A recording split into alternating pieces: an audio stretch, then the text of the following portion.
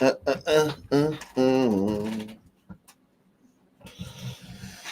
Uh, what's cracking? Shout out to everybody out there, man.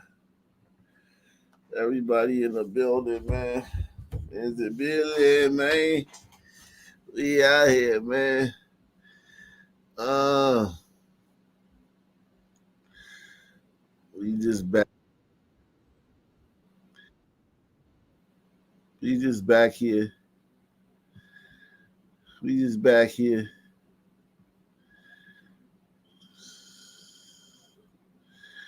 We just back here.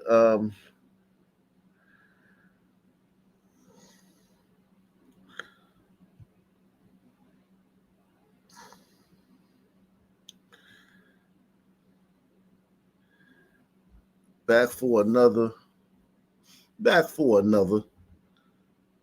A whole nother.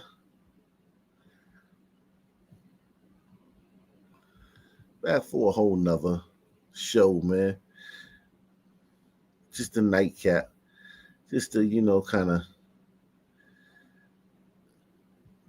go over what we might have missed earlier today. Everybody hit that like button, man. Everybody smash that like button, man.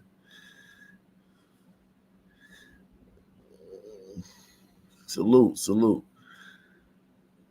Yeah, man. You know how it is, man. Get down and lay down, man.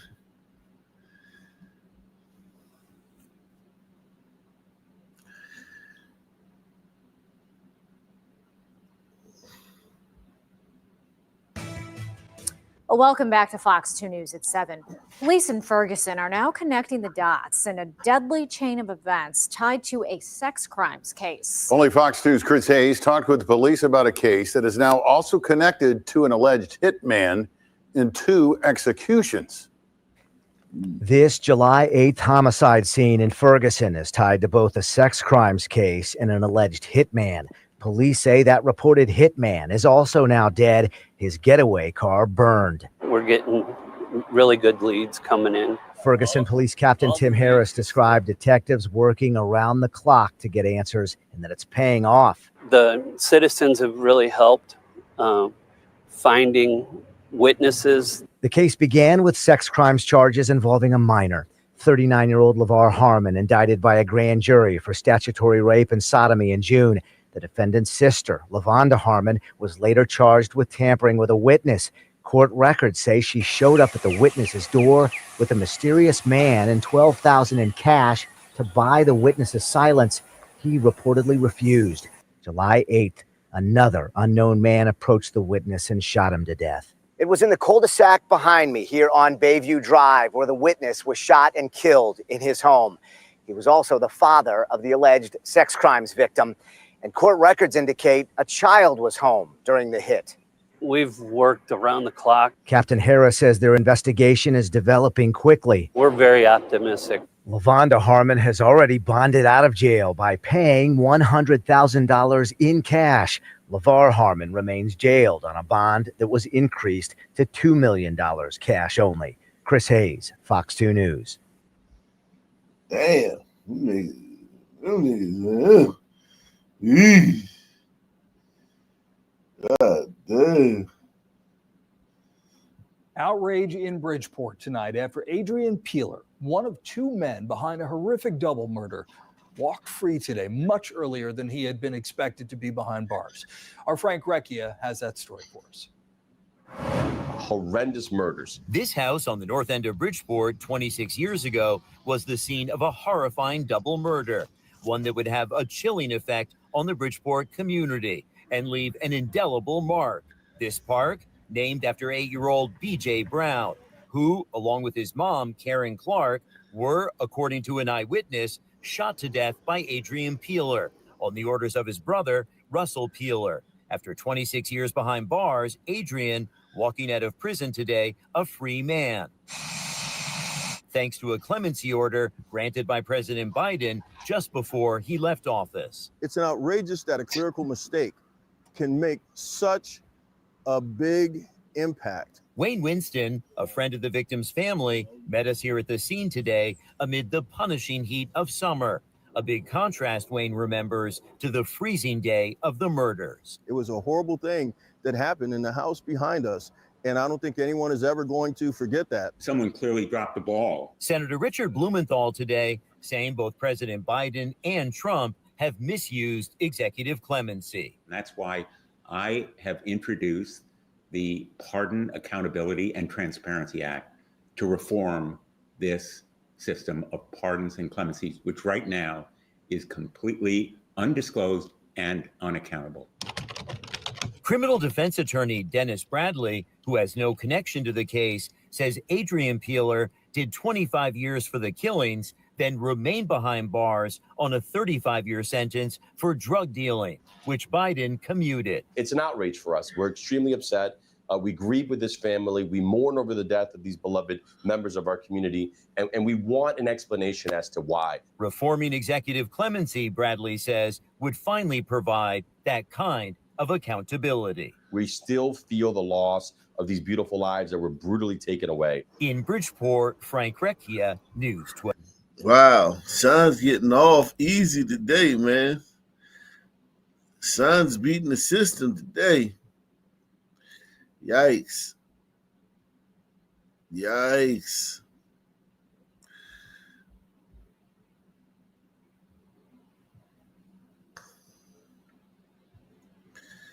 Salute to everybody out there, man. Let me drop the link, man. Oh, man. Wow.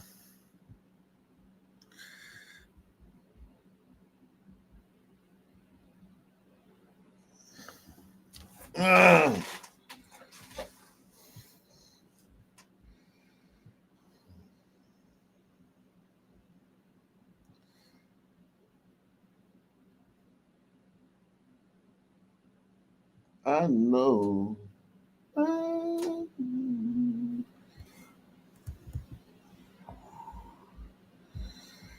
Oh, all right. Niggas out there.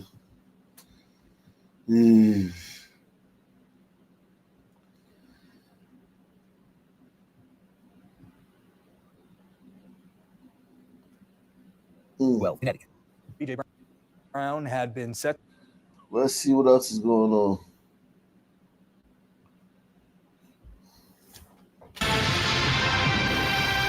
More than half a dozen juveniles are arrested in Baltimore County after shots were fired outside of a Walmart in Middle River. Fox 45's Rebecca Pryor has the latest details as police continue a search for additional suspects. Yeah, in a typically quiet community, gunfire erupting outside of this Middle River Walmart. A stray bullet reportedly striking the front entrance, leaving shoppers on edge and triggering state leaders to speak out. It's a safe neighborhood. Things like that don't happen here. It's like you gotta shop and pray now. It's horrible. Outside the Walmart along Carroll Island Road, a community's sense of security shattered after a group of young people reportedly opening fire in the parking lot Wednesday evening. It makes you think twice about going to Walmart. They was out here shooting. It could have been anybody. Making matters worse, the altercation unfolding around 5:30 in broad daylight and during the store's evening rush. It could have been me. And I got a kid. So it's sad.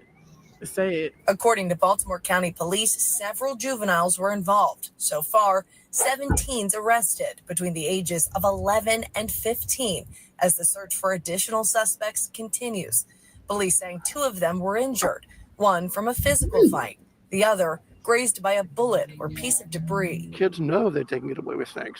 And I think some of these kids do this just for attention. Shoppers' concerns echoed by one state lawmaker.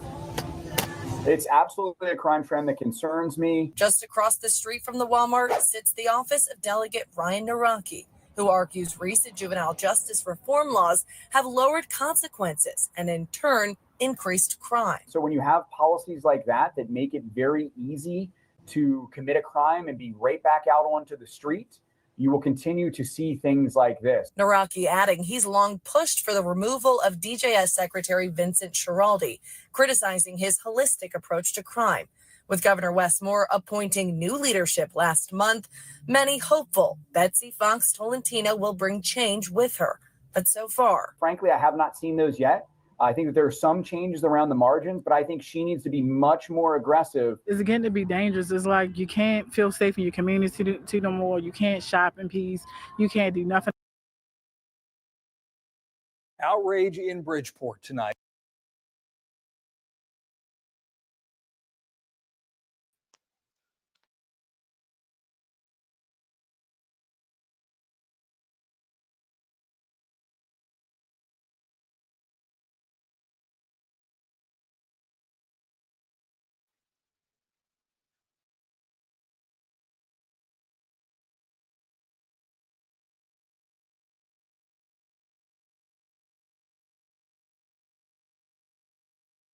NYPD has released new video of the man wanted for allegedly stabbing a subway rider in the stomach. And now commuters are speaking out for their safety after the recent violence. News 12's Heather Fordham has the details from Highbridge. Subway riders at the 167th Street station in Highbridge say they've been forced to watch their every step, both on trains and on the platforms. You can't fall asleep on the train or have your phone. You have to pay attention at all times. This busy station that's home to the 4 train was the site of a violent attack on Tuesday night. The NYPD is searching for this man accused of stabbing a 31-year-old passenger in the stomach before running off. Investigators say the suspect sat next to the victim and started a verbal argument, then pulled out a sharp object and attacked. On edge, definitely on edge. This is at least the second violent attack at the 167 River Avenue station in at least 2 months, leaving riders a little bit on edge. Back in May, another man was robbed and stabbed while on the platform. Police are still searching for his attacker. I done had incidents myself on trains before, you understand? But me being pregnant is also other people would come and protect me as well. You know, strangers, they would come in, they would jump in, they would protect me as well. You know, so I do kind of feel protected. At the start of this year, the NYPD increased overnight patrols in the subway system. The department says data shows major crime has dropped during those hours. In the Bronx, 44th precinct, transit crime is down more than 27% compared to this time last year. There's a lot of mental illness on the train. You could tell, and you just have to pay attention to what's going on around you. In Highbridge, Heather Fordham, News 12.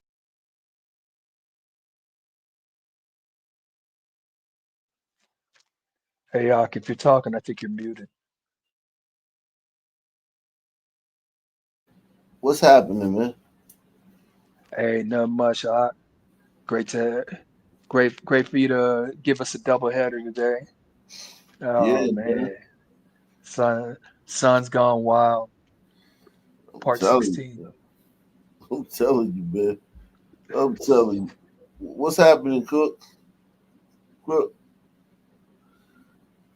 Okay. Salute to Austin Devilcourt III, man. He says, salute, did you see the debate with Candace Owens and Nick on race and IQ? Sons, especially conservative sons, always take it personally. Even Jason Whitlock when it took an IQ test. Hey, man, IQ test. They do tell if you can pick up on sequences, and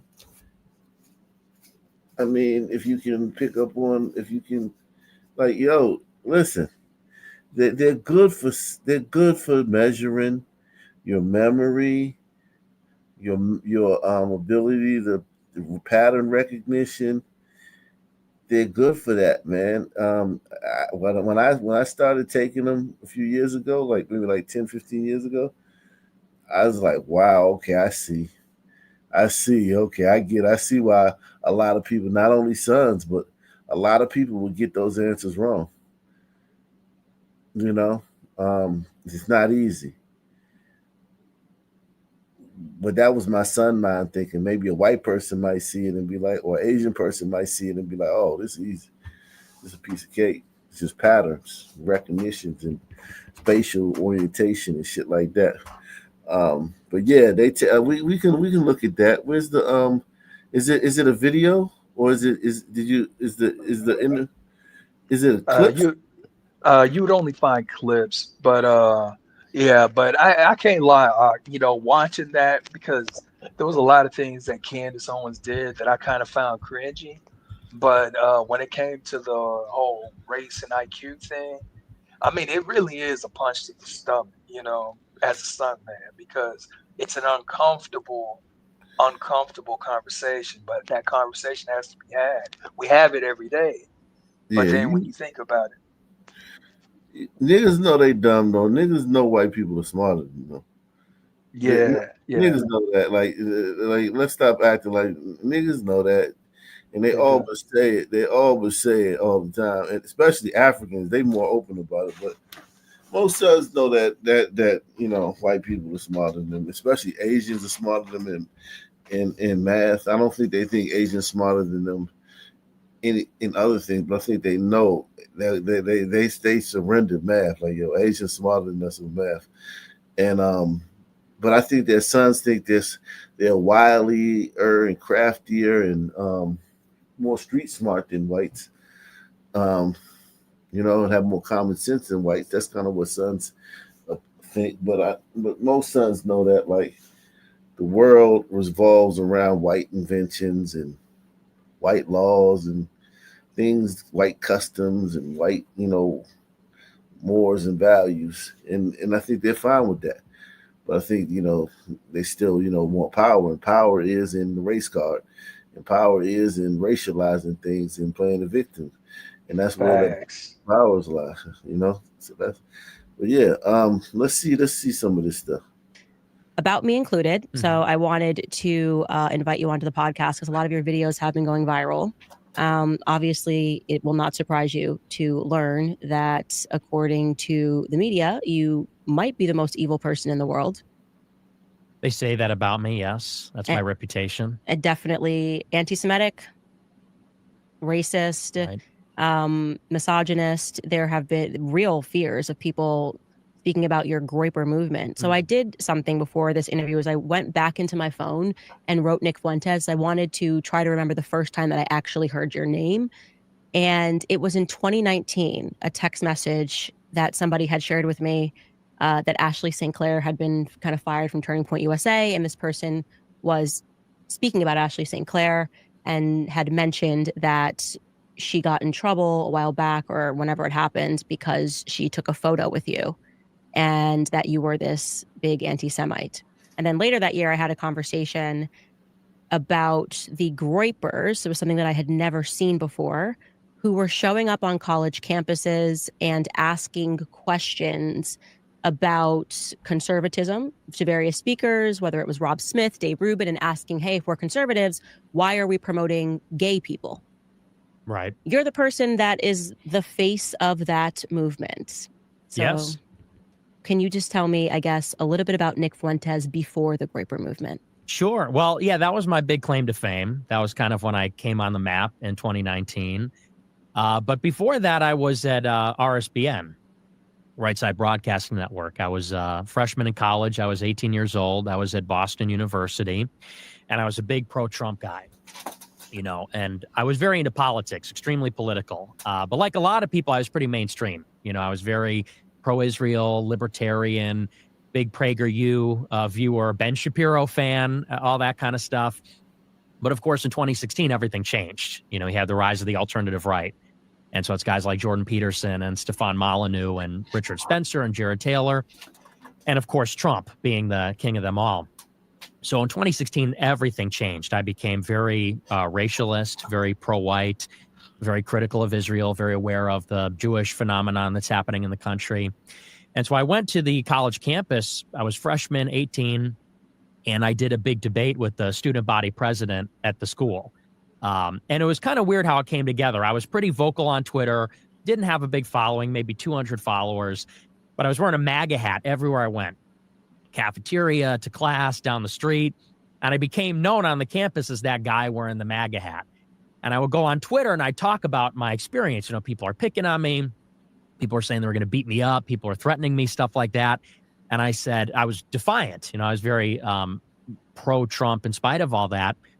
And so I got a lot of flack from the liberals on the campus, the Democrats. And one of these groups, Young Americans for Liberty, they came in and contacted me and said, would you want to set up a debate on the campus with one of your detractors, one of the people that's threatening you, trying to fight you?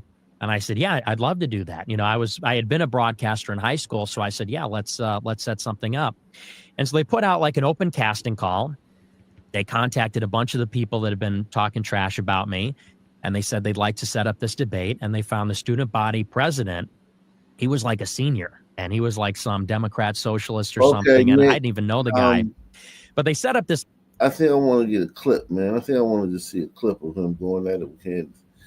I mean, if you search on Twitter, There you go. Oh, there you go. So I'm trying to understand if you think that it's all Black people are like this, or if your world is kind of colored by this is what's going on in America. This has failed for 1,000 reasons. Welfarism has definitely, Black people in 1940s stand up. My grandfather, I talk about that denigration and the corrosion of culture. Yeah. That's happening. White, Black, whatever you want to name it, there is this intentional corrosion of culture. So do you think it's literally, well, this is just what a Black person is when they come out? Or do you think that post welfare, LBJ, Great Society, this is what Black Americans have become, and I have a right to respond to that and say that as a white man, I don't want to live there? Well, I think it's more nature than people would like to believe. There's this classic tension of, is it nature, is it nurture, is it cultural, or is it intrinsic, is it racial? And I've always been on the latter side of this among conservatives. Conservatives like to say it's all culture. Black America is the way it is because of hip hop music and the Great Society and that kind of stuff. And I think the uncomfortable reality is a big part of it is intrinsic. One of the big arguments against the abolition of slavery in the 1860s is that, when Europeans colonized Africa, they hadn't discovered the wheel. There's no two-story buildings. There's no writing. There's no written language. Missionaries had to go to Africa in the last century and invent it for the African people because there's no recorded history. They didn't have writing. So Egypt is not in Africa. Well, Egypt is a different race. The Egyptians were not Black. See that right there? Come on, Candace. You know them damn Egyptians ain't fucking us. Like, come on, Candace. Cut it out. Why would you even want to take credit for that shit? Like, if you arguing with somebody over IQ, and then you're gonna try to act like Egyptians are sub-Saharan Africans, it's hard to take you seriously. You know what I mean? It's hard to take her serious after she said that.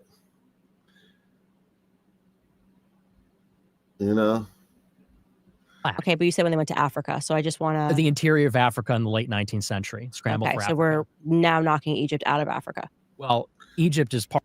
Yeah, come on, Candace. Now you're playing games. Like, come on, Candace. Like, those people are not what we call Africans. Colloquially, are sub-Saharan Africans. The people that look like you, Candace. Not the people that look like fucking Kim Kardashian and shit. Okay? Part of Northern Africa, Sub-Saharan Africa. You said Africa, so I'm not trying to get a gotcha. I'm just responding. You're saying Africa. Sure. Yeah. It's in Africa. It's Egypt. It's kind of ridiculous to say there was no written language. Well, so I'm just trying to get you to sure. Egyptians are not Africans. If I'm not pushing back, the internet will. So Egyptians are not racial Africans. When I say African, I'm saying sub-Saharan Africans. Sub-Saharan, okay. Black people because it is a different race.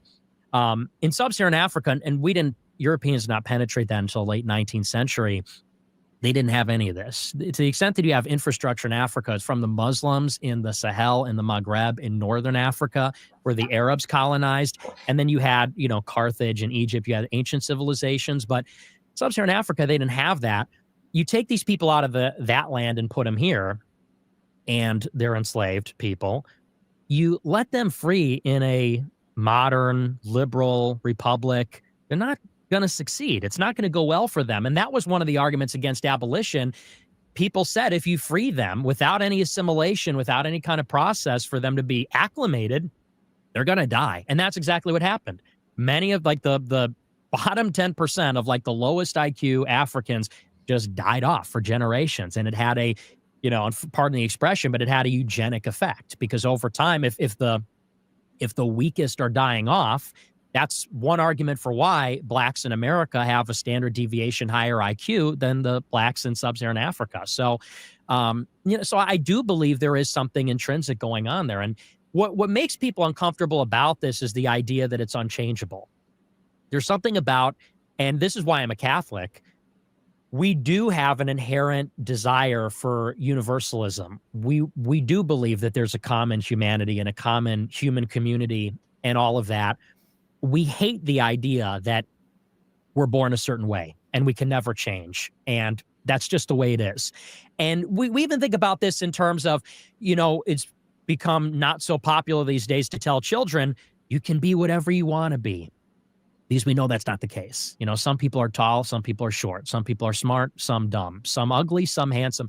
That's why, by the way, incel dumb is a big part of this also. So you believe these are immutable characteristics that are assigned at birth? I think that, yes. For the most part. Things like race, all those attributes are immutable and unchangeable. And But they have changed, just factually speaking, they have changed.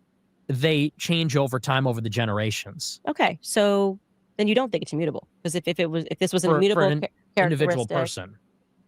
Okay, so you're saying that if you are born at this space and time as a black person in America, here is the cards that you're dealt with, and you can't change that over time. Something like IQ does not change. No, doesn't change wildly. It only changes genetically over. IQ is a big one, and that changes. That's a genetic trait, and so that can change over the generations, but not. You can't take an individual that's 75 IQ, which is the average in West Africa, and take them to 100. So two dumb people can't produce a smart person. I believe they can, actually. Yeah. But so does that kind of debunk your? No, because it's rare that happens. But IQ is a heritable trait, so it's unlikely that happens.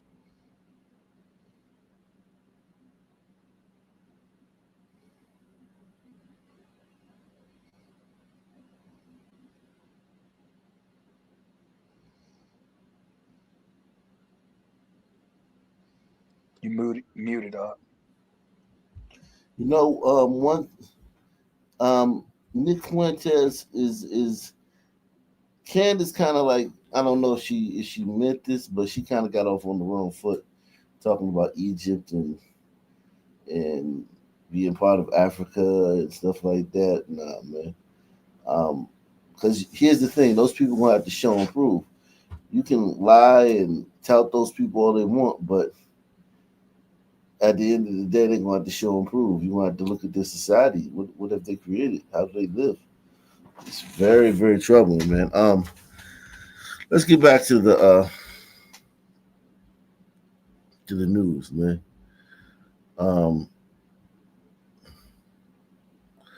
Get back to the news, man. Salute to everybody out here, man. Everybody hit the like button, man. Support the channel via PayPal, Cash App, or Super Chat. We're gonna go back at it, man. The family of Newton County stepfather David Gay is breathing a sigh of relief tonight after his killer was captured today by U.S. Marshals in DeKalb County. Investigators say his 16-year-old stepson, Jaden Daniel, shot and killed him in May before going on the run. Fox 5's Eric Mock joins us now live from the Newton County Sheriff's Office. Eric, you spoke one-on-one with his sister and father today. What did they have to say? That's right, Courtney, Tom. They're very grateful to investigators and U.S. Marshals for finding and arresting Daniel. The 16-year-old is now here at the Newton County Jail, and the family says this means they can now finally start to heal just a little bit from this tragic loss. This was the biggest birthday gift I could ever ask God for. Talisha Billingsley says it was just the news she wanted to hear for her birthday this week. I feel like a load has been lifted. I feel light now. I feel like I'm at peace, knowing that his killer is not hiding and running anymore. The Newton County Sheriff's Office says her brother, 41-year-old David Gay, was shot and killed by his 16-year-old stepson, Jaden Daniel, on May 13th. He was known to his family and friends as Tank.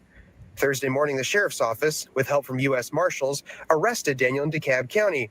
For weeks, Billingsley and other family members pleaded with Daniel to turn himself in. Well, he did not turn himself in. He probably wasn't planning on turning himself in. But God has a way of doing things. You can hide, but you cannot hide from God. Daniel is now facing several charges, including murder and aggravated assault. He will be Son tried. man, so proud. Billingsley says it serves him right. He should be. We deserve it. We deserve the justice that we've been looking for. We deserve answers, and he should be. Because we can't get Tank back. Now the family can focus on remembering and honoring Tank. His father, David Gay Sr., made this tribute on his motorcycle, a motorcycle he had hoped to ride with his son once more. He will always be with me anywhere I go, especially when I'm on that bike. You can see how they're going to remember him for years and years to come.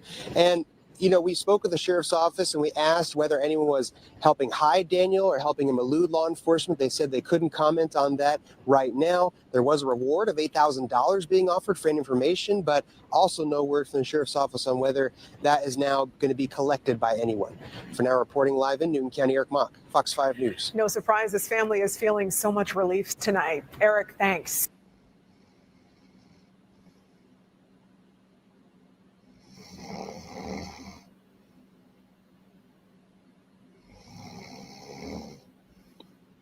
Wake up. New guys in the back. New guy in the back? Yes, sir. New guy. The floor is yours, new guy. Yo, what up? How are you guys doing? So new guy. What was that? What was that, Candace? Was that like a full interview with Fuentes? Yeah, it's 2 hours and 12 minutes. Oh wow. Yeah, Okay. yeah, it was a full interview. You know, Candace was on her Black Karen type shit. Yeah. In that little snip, did you watch the whole interview here, or just like a I snippet? watched it. I watched the entire interview. Okay, is it on YouTube? Nah, man. You can on find Twitter. it, but yeah, you'd have to. It's best to go on Twitter because on YouTube, anybody who's listening to it, even though I listen to it on YouTube, she'll strike the channel down. Gotcha. Okay, well, in any case, like, you could just tell in that last like 2 minutes, like she's really, really, really silent, and she's not really listening to listen. She's like listening to find like the opening to make the rebuttal to, you know, kind of obfuscate and pretend that, you know, that it's not DNA. Right. Like, Yeah, like he basically even says that. He's like, oh, you know, this kind of sucks because it's seen as immutable and people really don't like that. And she just basically proves that in her reply to him. Yeah.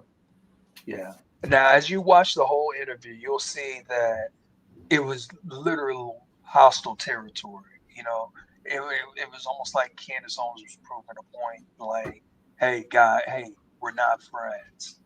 So, you know, it is what it is. Personally, I think that Candace Owens still made the right business decision to, you know, act like they're not allies because it might make her fan base satisfied. You know, she's still got a lot of boomers, like evangelical boomers on that side. Right. No, she's actually, because, you know, like I've seen plenty of Nick Fuentes interviews. I think the last one I saw was on Hodge Twins like a while back. Oh, okay. Yeah. But when you watch that interview with Candace, like Nick is actually like a pretty nice guy. He's not rude at all. He doesn't appear to dislike black people or like, you know, just want to attack them needlessly for no reason. So she kind of can't just like, you know, basically call him Adolf Hitler, because then that will kind of make her look unreasonable. Yeah. Yeah, I mean, I think Candace Owens, I mean, she's also married to a white man. That's so true. it's like, it's not like she's not getting her back blown out by a white man every night.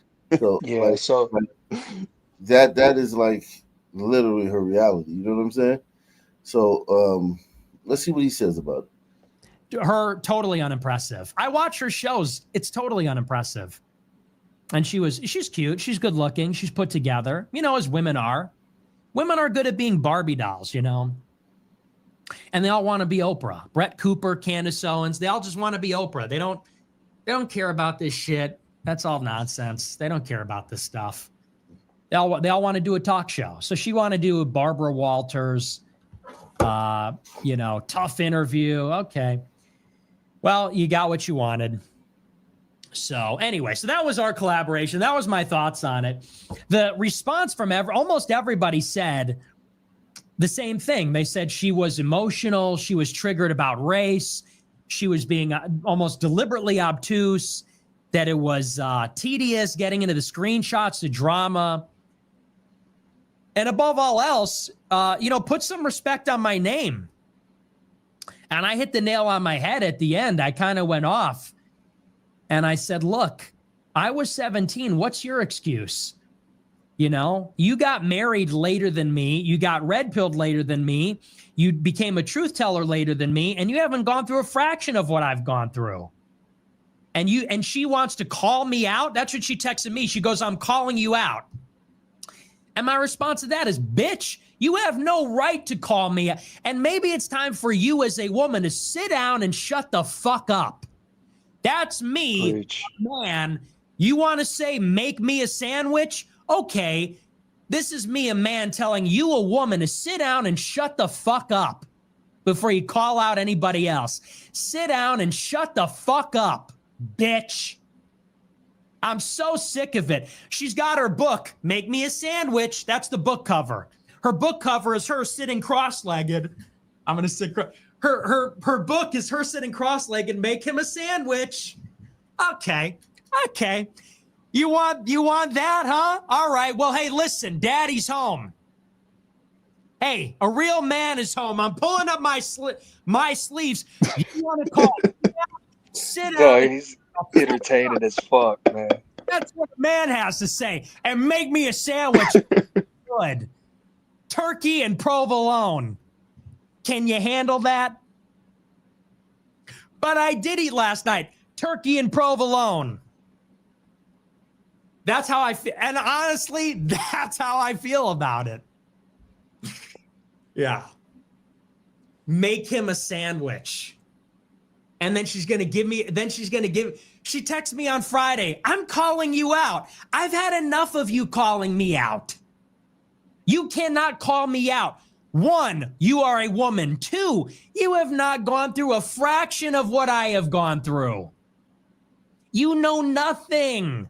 I have been on this since 2017, since I was 18 years old. You want to call me out? And that's the epitome of it all. Before you call out anybody, how about a shred of humility?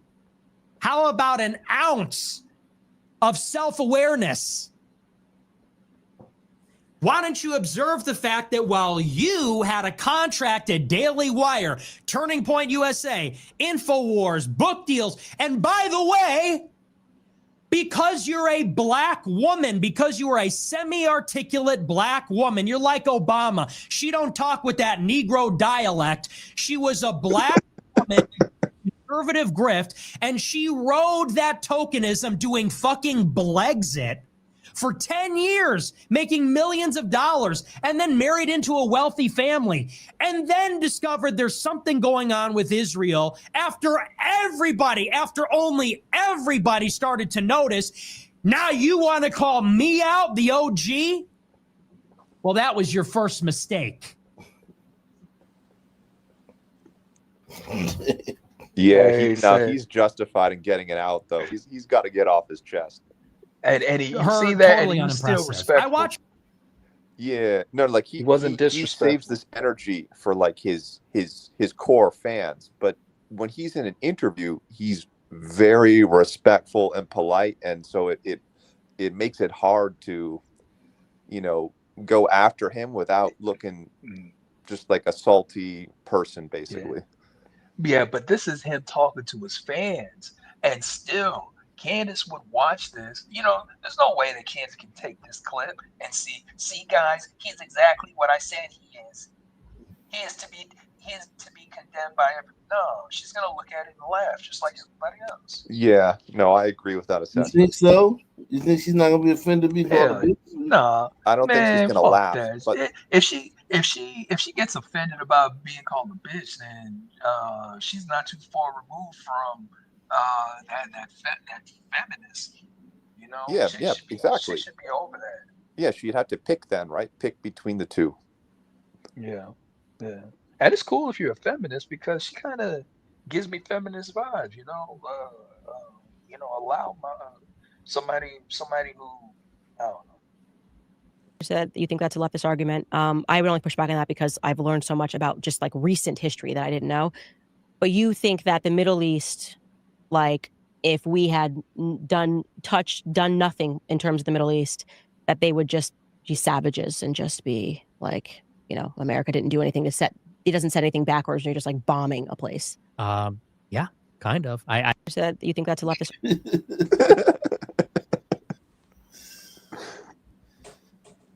Yeah, I mean, pretty much, Candace. I mean, you got history. Like, it's not like they don't have like millions of years, eons of, like you know Bill Parcells, new guy. I know you know him. No, who's that? It was a Yeah, I football know. coach in America. I know you Yeah, know. yeah. He got a saying, man. You are what your record says you are. You know what I mean? Because you know how some people try to say, like, I don't know what y'all sport is up there, but like hockey, right? Like say a team like loses by like a goal. They lose a couple games by one goal, but they really fought hard and they're really good. And they're like, let's just say they're 2-4, right? But they really played good in the 4 losses, right? Well, Bill Parcells says, hey, you are what your record says you are. Yeah, You're two and as four. good as your last fight. Yeah, you're 2-4. They know, man, we really played good in those 4 losses, and we could have went either way. We could have won, 3 of them. You know what I mean? And we would be 5-2 or whatever the fuck. You know what I'm saying? Like, you know what I'm saying? You know what I mean? But I mean 5-1, and it's like, well, no, you won 2 and you lost 4, and that's how it is about history, man. Like, yo, like those Arabs, like they've been over there for a gazillion years. Just look at their track record. You know what I mean? Yeah, I mean it's not racist or even bigoted or prejudiced. It's just like you just judge people by their fucking history and collective actions. What else would you judge them by? Right. And then you also look at the advancements, and were the advancements, did they come up with the advancements, or were the advancements thrust on them by war or slavery or like some other event? You know what I mean? Like, yeah, I guess you could say that the Chinese um, got out into the whole world. You know what I mean? But that was only because the goddamn Europeans made them. They forced them to trade with them. The Chinese didn't want to trade with the Europeans. They wanted to stay isolated. The Europeans made them trade with them. They fought a war, made them trade, made them open up China to the Western world. You know what I mean? Well, yeah, they did the same with Japan too. Yeah, they made them do that shit. The Chinese didn't want to do that. They wanted to stay isolated, away from the rest of the world. They wanted to stay in their own little corner, away from everybody else. Well, And yeah, they thought you- they were like a master race, basically, in their own little area of the world until, like you said, they got forcefully opened up. yeah, I mean, they traded with some Dutch people. They had selective, traders that they would trade small things with, but they wouldn't do mass trading with anybody. And listen, the Africans, you can say, oh, Africans, they know how to write and read and write now, but had fucking The Arabs have been slaving them for years, and they didn't know how to read and write. They didn't know until the European came to how to read and write. Why? Because the European knew how to read and write. You know what I mean? It's just like, okay, so you can say, yeah, yeah, Africans, man, a lot of great African authors, a lot of great African, you know what I'm saying, this and that. Yeah, but that's only because of their contact with the Europeans. You know what I mean? Um, if Candace Owens, if it wasn't for slavery, Candace Owens would be, she'd have biceps like fucking Lawrence Taylor from pounding yams all day. You know what I'm saying? Yeah, she'd have a bone through her nose for sure. Exactly. So it's like, and I would have a bone through my nose. Yeah, and one of those fucking ring neck things too. Yeah, I would have a bone through my nose. You know what I'm Or saying? I'd have one of those things through your lip. it depend on the tribe. Now that's every tribe, different tribes have different things. Some tribes file their teeth down, like Right. like lions file their teeth sharp like lions, or like animals and shit. Some tribes knock their two front teeth out. You know, some tribes the women wore bald heads. Some tribes, you know, every tribe, every region and tribe was different. Africa is not a monolith, but the one thing that they have in common, few things that they do have in common, is they don't have any written languages, and they didn't have a Iron Age, they didn't have a Bronze Age, and you know they didn't have an Enlightenment. They you know what I mean? They were pretty much Stone Age civilizations. Um, so it's like they're connected by that common thread, but they're very different in their um, customs. But all their customs would to would to our sensibilities like shock us. You know what I mean? Well, what is Candace's what's her main gripe with Fuentes anyway? Like why is she talking to him in the first place? Um, you know, I don't know. I think I can she answer that. go ahead. So bottom line is when Candace got fired from the Daily Wire, of course, October 7th and things like that, Candace, she goes after anybody that goes after her. And then she started using the words Christ is King. That's something that Fuentes has been saying for a while. And of course that made the Ben Shapiro's of the world mad. So, and then Nick is really just putting her over, really, and he starts because I remember at that time Nick was banned from Twitter. So, they're doing a little Twitter space, and then they're like, "Hey, we got a special guest coming in. We got Standis Owens coming in," and it was a picture of Candace Owens, but it was Nick Fuentes' voice. Of course, he was banned, so he shows up on the panel, and he's basically just just basically saying, "Oh, look at our message. Our message is working. Look at what happened with Candace and whatnot." So because of that, because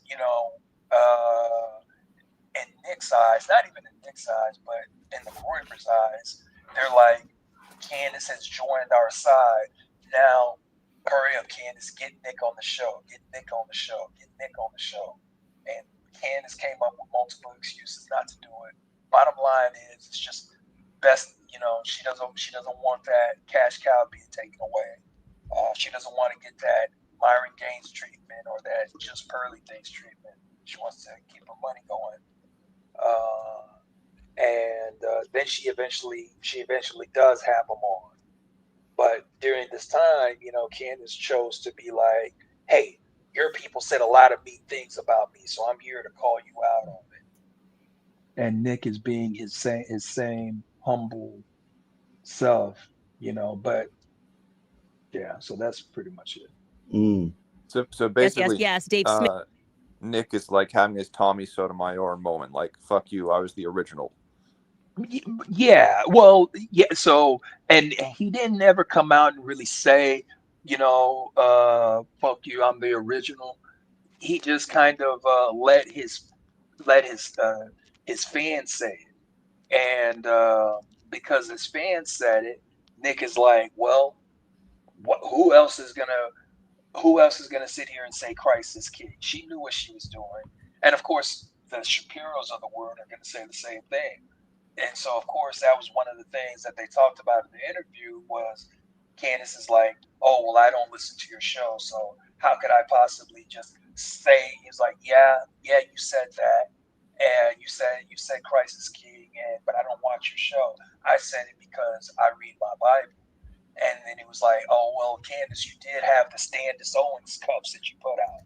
And she was like, oh, well, yeah, I put that out. But I do remember you coming out, and I really remember you supporting me on the Standis Owens thing. So it's like, she's kind of talking out of both sides of her mouth. But Well, yeah. Let me get back to the crime time, man. We're gonna get back to crime time, man. That was a good interlude, man. Let's get back to crime time. They really fucking my numbers, aren't they? YouTube, man. yeah, they are, man. I mean, I'm talking about. I already know you keep 350 in the box, so it's like, I don't know. They screwed my Now numbers. to a bizarre story. A Houston woman says her teenage son was shot after burying his pet guinea pig early this morning. Matt Doherty spoke with her. He's live outside Ben Top Hospital tonight. Matt? Lenny, that 18-year-old is inside Ben Top Hospital right now. He is in stable condition. His mother says she doesn't understand why anyone would do this and why that shooter hasn't been arrested. He said, Mom, I love you. Dad, I love you. He asked for the rosary. He said, I'm not going to make it. Andrea, who asked that we not show her face or use her last name, says not long after midnight, her 18-year-old son came into her room bleeding. He'd been shot. Why did he shoot him? Like, I don't understand what's the motive. This surveillance video allegedly shows the moments after the teen was shot. Along with his brother, they run back into the home. Andrea says her youngest son saw a relative of their neighbor shoot her 18-year-old who'd just gotten home from work.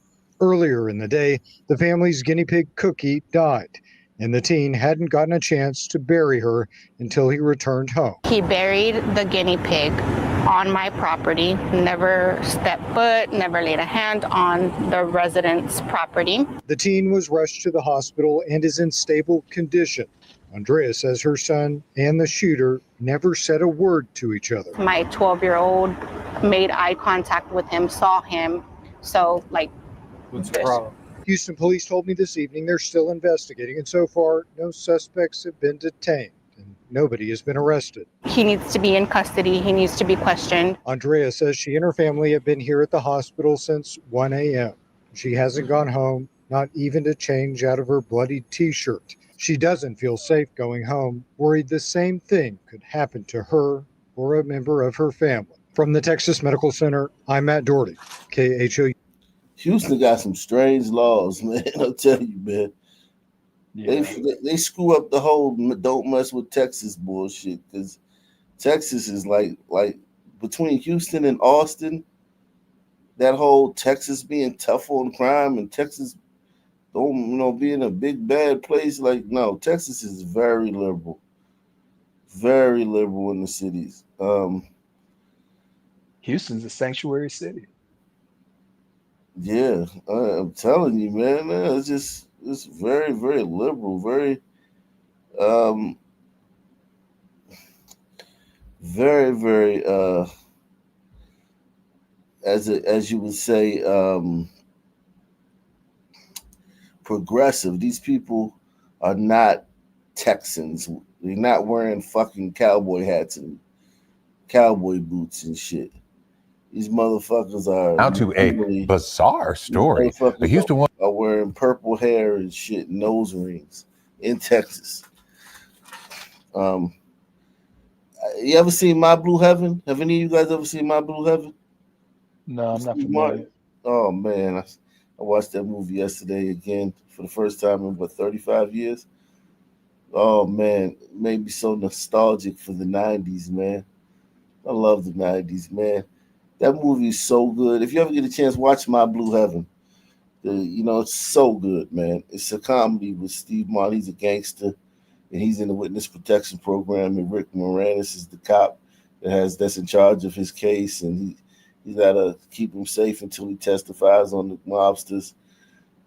They don't make comedies like that anymore, and you know what I mean. Like, oh man, I can see how people, when I was a kid, people used to love those old movies from the 60s and the 50s, and they would say it was better than the stuff we had at that time. And I'd be like, no way, but we have so much more technology, yada, yada, yada, and, this, that, and the third. And it's like, no, technology and budgets and all this fancy stuff, ChatGPT, none of that stuff can top just the good old fashioned, the good old days, man. My Blue Heaven, man. You gotta check that movie out if you see. It made me want to watch some more 80s movies, 80s and 90s movies. I already searched for it. I'm gonna check it out. Yeah, My Blue Heaven. This is a very, very good movie.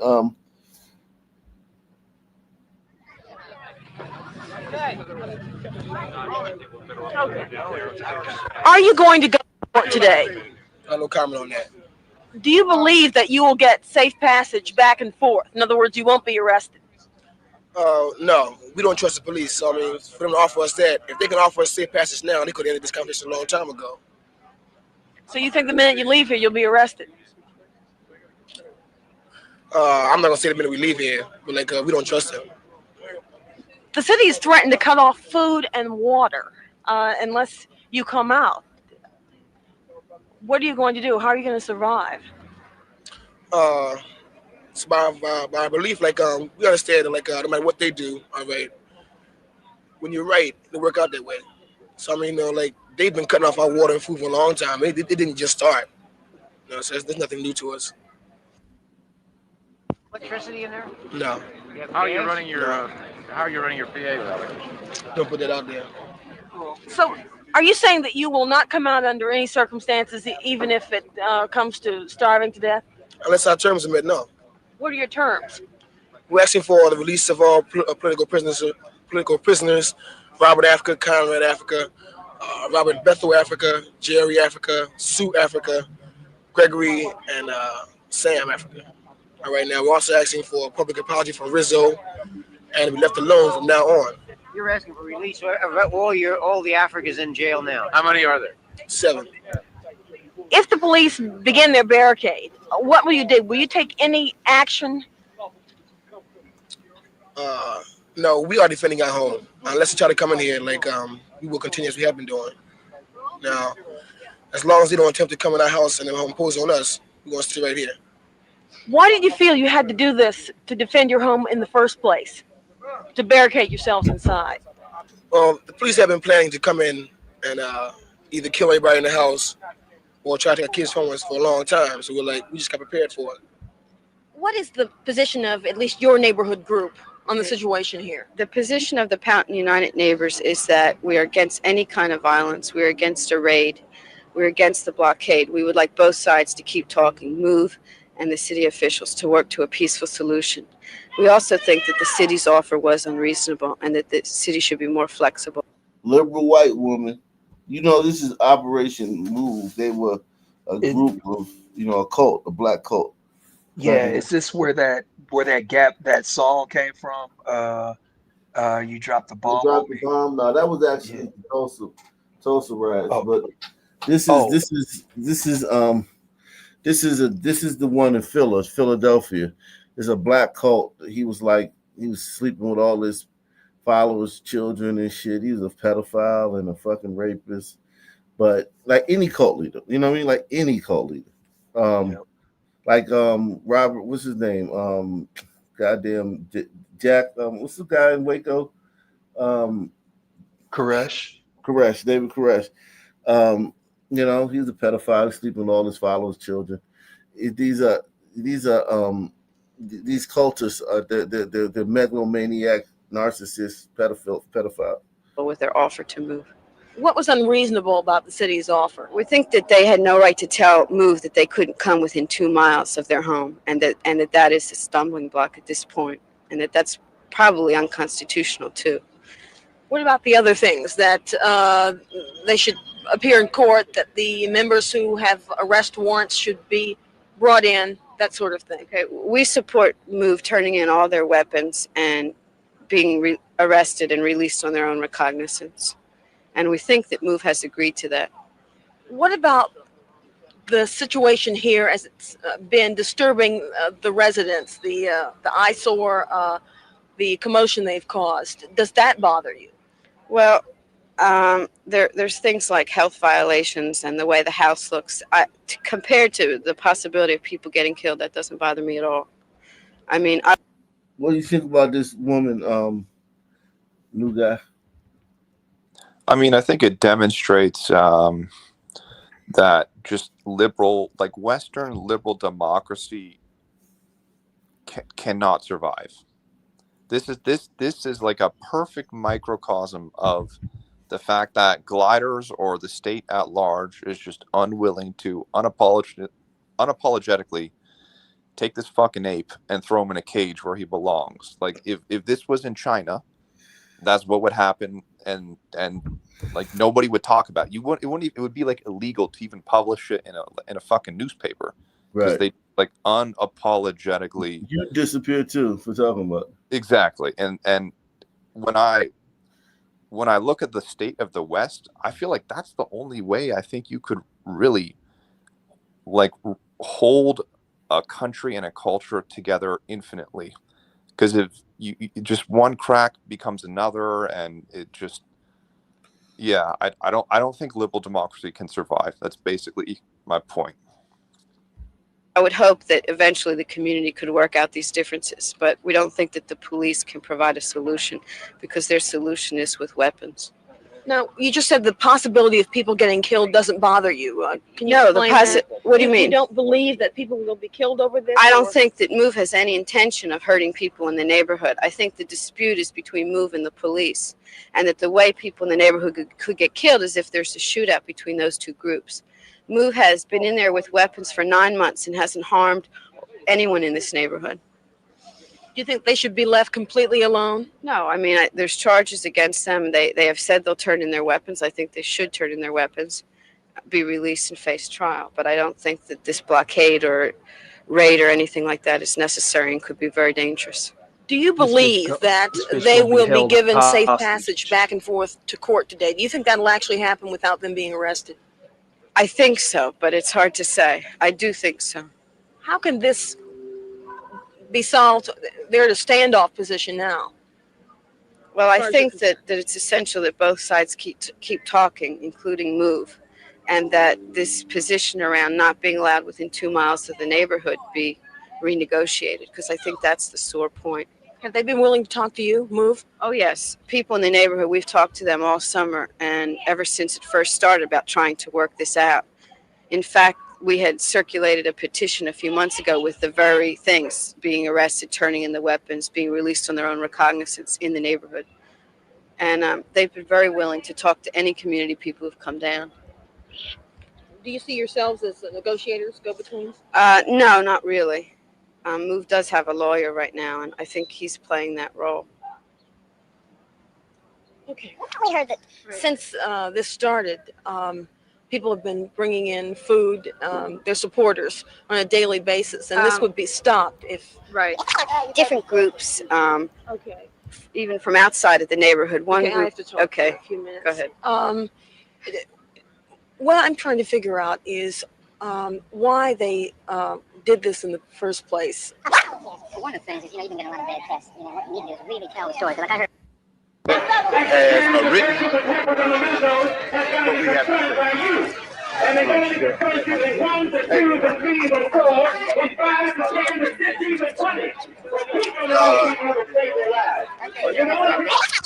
Jerry Ford, Africa, and Sue Leon, Africa. Well, what they said to me is that they're afraid that there'll be some problem that'll develop. They just don't feel that they're secure and that they can leave. They indicated to you what they're going to do if the city takes the house. They haven't said anything to me with respect to their plans, except what they've said in the past, which is that they're going to stay, that's all. What are you going to argue in court today? Well, at this point, I'm just going to go back to the courtroom to ask for the presence of the 3 people from the prison. If that is denied, then I will have to confer with the neighbors there to decide what the situation is.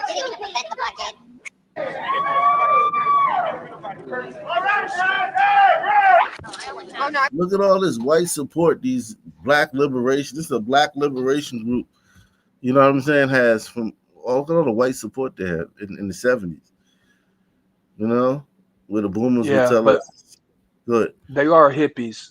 You know, I'm just thinking about Yeah, but a the. white person is a white person though. Like it's just like Clarence Thomas is a black person and goddamn George Floyd is a black person. He's a white people. And they was and we were told that white people were just being evil to the black people back in the We've been hearing that since No, since the that was never 1800s. true. Let's be real. The gliders at the most wanted their children and daughters not to get raped by sunmen, and otherwise they just wanted separatism from them. Yeah, that's what I think. I think this is the main thing. I agree with that 100%. Shout out to Mark Ishmael, man. He said Nick listens to your show. Oh wow. I don't know if I can confirm that. If you can confirm that, you can tell me. Shout out to Nick, man. This is Hey, good. so I don't know if you're familiar with this dude named Elijah Schaefer, but I remember I was listening to his show and he was talking about, I wish that somebody would just create, and he gave it a name. He gave it a name. I forget what he called it, but somebody would just, he's like, I got an idea, and it's going to be a black guy, and all they do is talk about the crime and talk about the racial patterns, and they just talk about how many times the black people, and I mean, this dude, I don't know how many followers he has. He's probably close to 350,000 or something like that. And I was trying for the longest. I'm like, can you please check out Ock Nation? I'm talking. I would just forward it, tag you in it all the time. But Salute. Yeah, man. Salute. I know who you're talking about though. Yeah. Elijah. Yeah, I've watched a lot of his shows actually. Hey, he's great. He's great, man. I'm telling you. I got when I listen to him talk, I realize, man, I'm a Sun man. I can't catch so many of his zingers that he's throwing because it's like 80% comedy and no, it's like 65% comedy and 35%, you know, facts. Mm. Shout out to Elijah Schaefer. Salute to Barry B, man. Barry B is in the building. This is, these things, funny thing, Hezekiah, the channel that we watch, man, he's going through a beef right now. I saw that. Yeah, he's beefing with another YouTuber over copyright shit, man. They're they go my boy Rick Moranis, man. He Honey I Shrunk the Kids. But he was talking about it earlier about this guy was copyright striking him. Some Nigerian guy. It was weird. I saw the post. I don't see it. He must have taken it down. But yeah, he's in the midst of a beef with another YouTuber. Oh, a copyright strikes. I was like, damn, man. Yeah, I Suddenly. saw all the memes he kept posting. He kept on posting all these memes talking about he would be like little cute little cats, and it would be like, and it would say "fuck you" on there. So he's really calling somebody out. I don't know. Yeah. But yeah, this is I love these videos, these old videos, because they the people in the old days, man, it's better to hear it from them than to hear it from them now recounting it.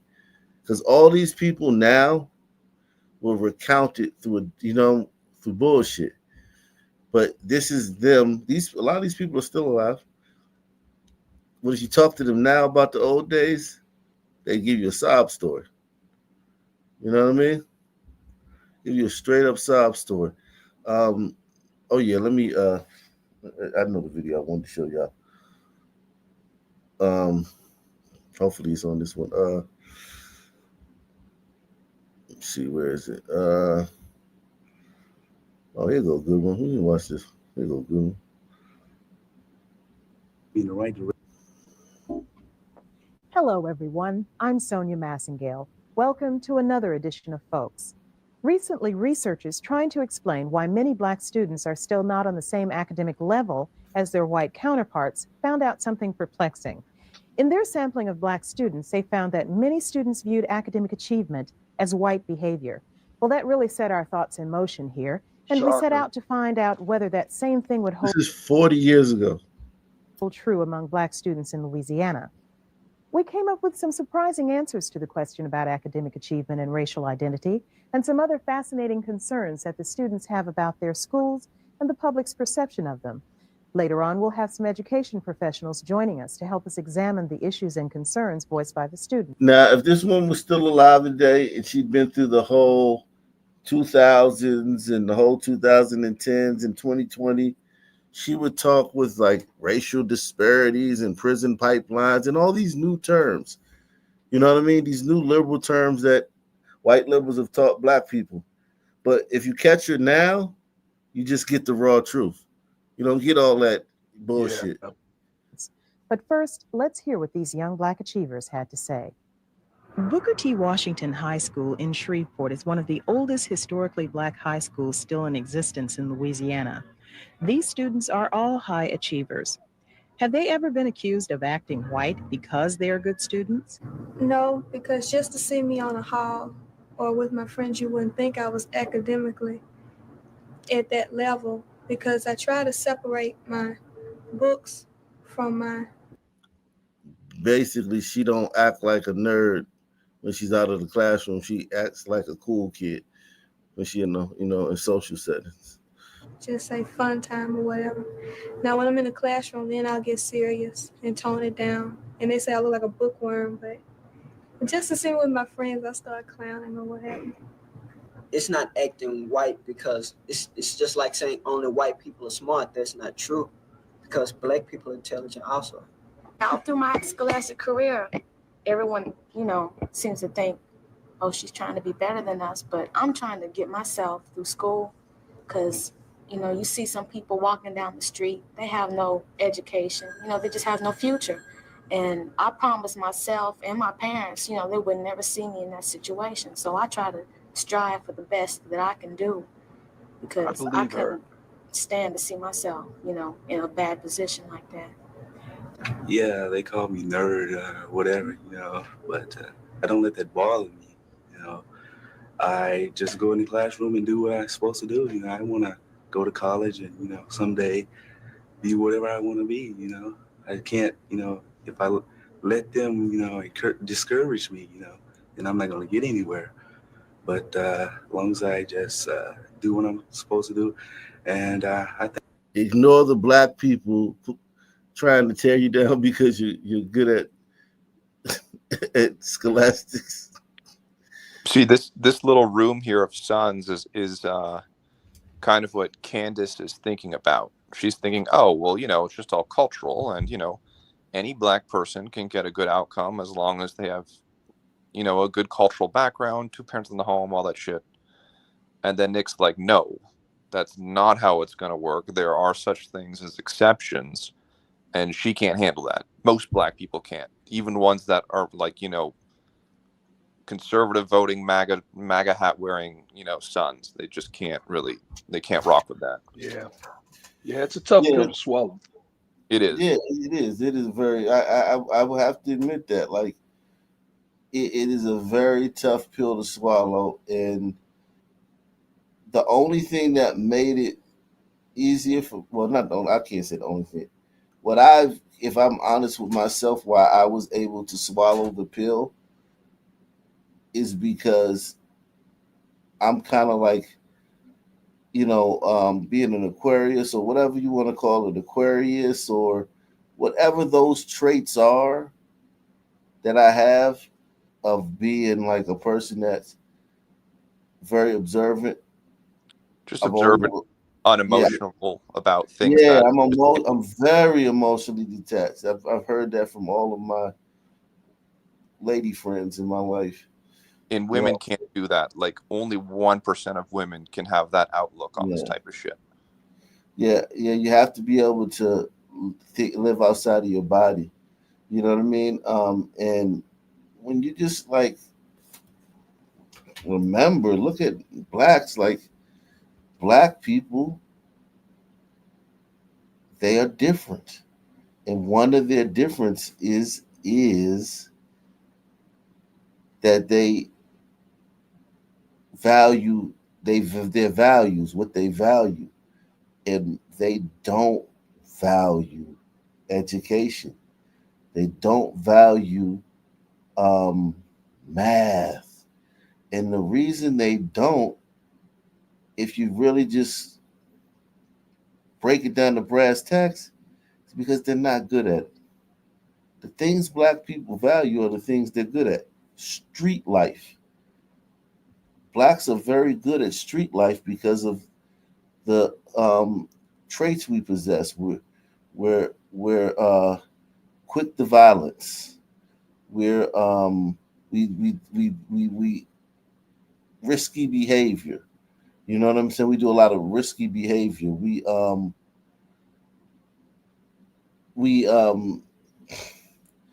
you know what I mean? We can talk, jive, and all that stuff, and things like that. And we and quick to violence. Like we can enact violence on you quickly. And the street life is something we're very good at. So like we'll even a lot of our entertainers and celebrities, they all like have to have like a street story. They always have to have a humble beginnings. So like if you're a black entertainer, you got to have a rags to riches story. You know what I mean? You have to come from this town or this neighborhood and rose and out of that neighborhood. You know what I mean? Um, very good at sports. We value those things. The things that we value are the things we're good at. The things we don't value are the things that we're not good at. And I think that's every race. But of course it is. Of Every course. race is like that. Yeah, You that's know why what I mean? when I hear the conservative blacks even say the word like, "Oh, black people don't value XYZ." I think to myself like, well, who the fuck says they're supposed to? That's not a Yeah. character deficit that they don't value things that Europeans have and are good at for the last 2,000 years. Like there's I don't know. You just can't compare two groups like this. No. You shouldn't value things that you're good at because it's first of all, it's frustrating. Second of all, it's a waste of time, and evolution wouldn't have evolution wouldn't have designed you to spend time and resources, because everything's about reproducing on things that you're not good at. You know what I'm saying? Things we the thing like listen, the Sun Man is good at the street life. He's good at the street life because he can throw his life away at the blink of a hat. Some man can go down and do 25 years for sticking up a liquor store for $25. You know what I mean? Yeah, Glider can't do that. They can't handle that at all. Glad will kill himself. Oh, absolutely. I'd kill myself if I had to go to prison for 25 years. I don't Yeah, care what it's about. I'm not Yeah, living that. Fuck that. yeah. I don't And, blame you, and honestly. As a glider, It's too much yeah, for my Glider brain. You're going to torture yourself mentally every single fucking day you wake up. right? yeah. Some man can turn the page. Some man can turn the page. He can take a licking, keep on ticking. That's why we made good slaves, because slavery, the proposition of slavery, is so daunting that it should defeat you. It should be like it should resign you to death. For sure. You know what I'm saying? Even more so than the prison cell. You Yeah. know? What I mean? But if a son is living his life in 10-second increments, then it's not going to be so bad then. And if his son is struggling to feed himself every day, and living on the margins, and that slave master feeds him every day and works him, his life really isn't much different because he worked very hard for his food every day, and now he works hard for his food every day. You know what I'm saying? Yeah, Yeah, with a lot more oversight. You know what I I mean? mean, it's a win-win. that's why I'm just I always call bullshit when people talk about like they want us to like reimagine slavery as, you know, some sons are in the fucking field picking cotton and there's just like white people with like AK-47s pointed at them 24/7. It's like, no, there was no reason to like needlessly like beat your slave or injure them or anything because they were quite literally like livestock, right? Well, I mean, here's the thing though. Like, slavery was just normal too. That's the other part of the puzzle. Like that the way we look at slavery, it wasn't even called slavery. Yeah, it's like you know, servitude more really is the better it was like name for it. it, it was like owning a TV, Just like owning a television. Jim Crow era wasn't called the Jim Crow era during the Jim Crow era. It's a name they gave to the era after it was over. You know what I mean? Hmm. It's kind of like you know what I mean? It's kind of like it's just a period. You know what I mean? Like it was just life. That was just a period. That was just the way the world was. People came here, and if wherever people were, there was slavery. So like there was no escaping it. Like if blacks would have gone to Iran, they would have been slaves in Iran. They would have gone to India, they'd been slaves in India. They had gone to, you know what I mean? The slavery was everywhere. So if people came to the New World, there was going to be slavery, and the slave caste, happened to be people brought from sub-Saharan Africa who Yes. evolved into the slave caste.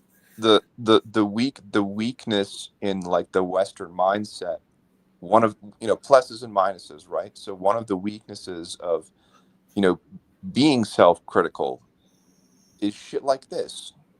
Like naming things, you know, the Jim Crow era, like you said, whereas in the Jim Crow era, it wasn't named that. But in other societies, they're not going to be self-critical about, you know, the Arabs don't give a fuck about the slavery that their ancestors practiced over sons because they're not self-critical. Right. Yeah. And they definitely, they don't give a fuck. If you tell them about some shit from back in the day and to feel guilty about it, they're gonna tell you to get the fuck out of their fucking country.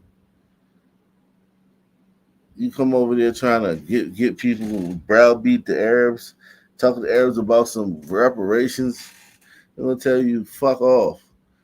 You know what I mean? They're a different group. You know what I mean? They're a different group. That's why they do that. They operate differently. They'll tell you to fuck off, man. I'm not giving you any fucking money for that shit. But oh yeah, remember this? That's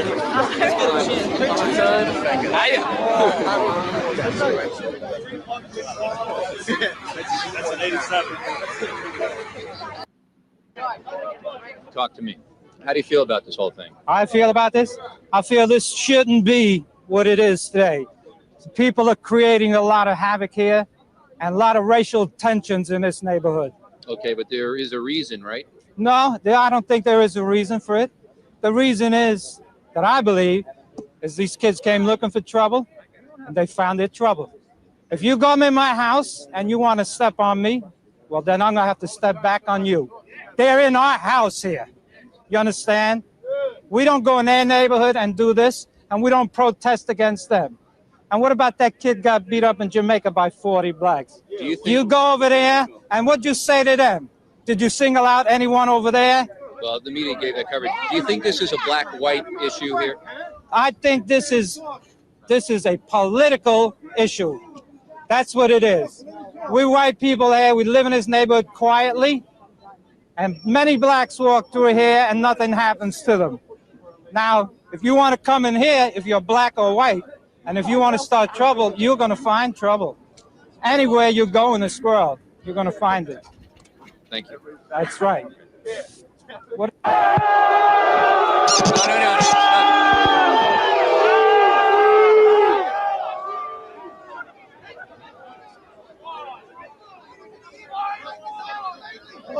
Like when you were in charge of it?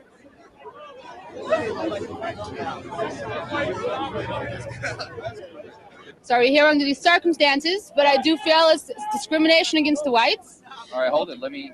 Ask me questions, go right ahead. I'm ready for them. All right, how do you feel about this, Cheryl? How do I feel about it? I think it's a big outrage, and it shouldn't be just in Howard Beach. It's all over New York, and it's all over the nation as far as I'm concerned, okay? Not only that, we have discrimination here because they're on one side, we're on the other, and they're only here because it was a black person that beat up on a white, and we did not murder them. Nobody forced them through that fence. We did not go and put them in front of that car, okay? But you now weren't it's there, outrage. were you? No, I wasn't there, but I can hear from what you, the commentators, are telling us, the media, okay? Now, what I say is, I say that everybody should have either equal rights, and I'm not only just talking as far as this, I'm talking about as far as civil service, jobs, welfare, food stamps. My brother's paralyzed, can't get food stamps. Why? I want to know why he can't get it. Not only myself, no, for everybody, okay? When you say equal rights, you say equal rights for black and white, okay? They have a Negro fund college. We don't have a white fund college, and we can't get a grant because we are not white. We are not black. Can you understand their point of view marching here today? Can I understand it? No. They're making a big outrage, trying to make okay? names. The big Hold it. politicians Nobody's trying to going make to a get name on for themselves. one at a time. I don't want to answer the question. I think they're making a bigger outrage than it is their point.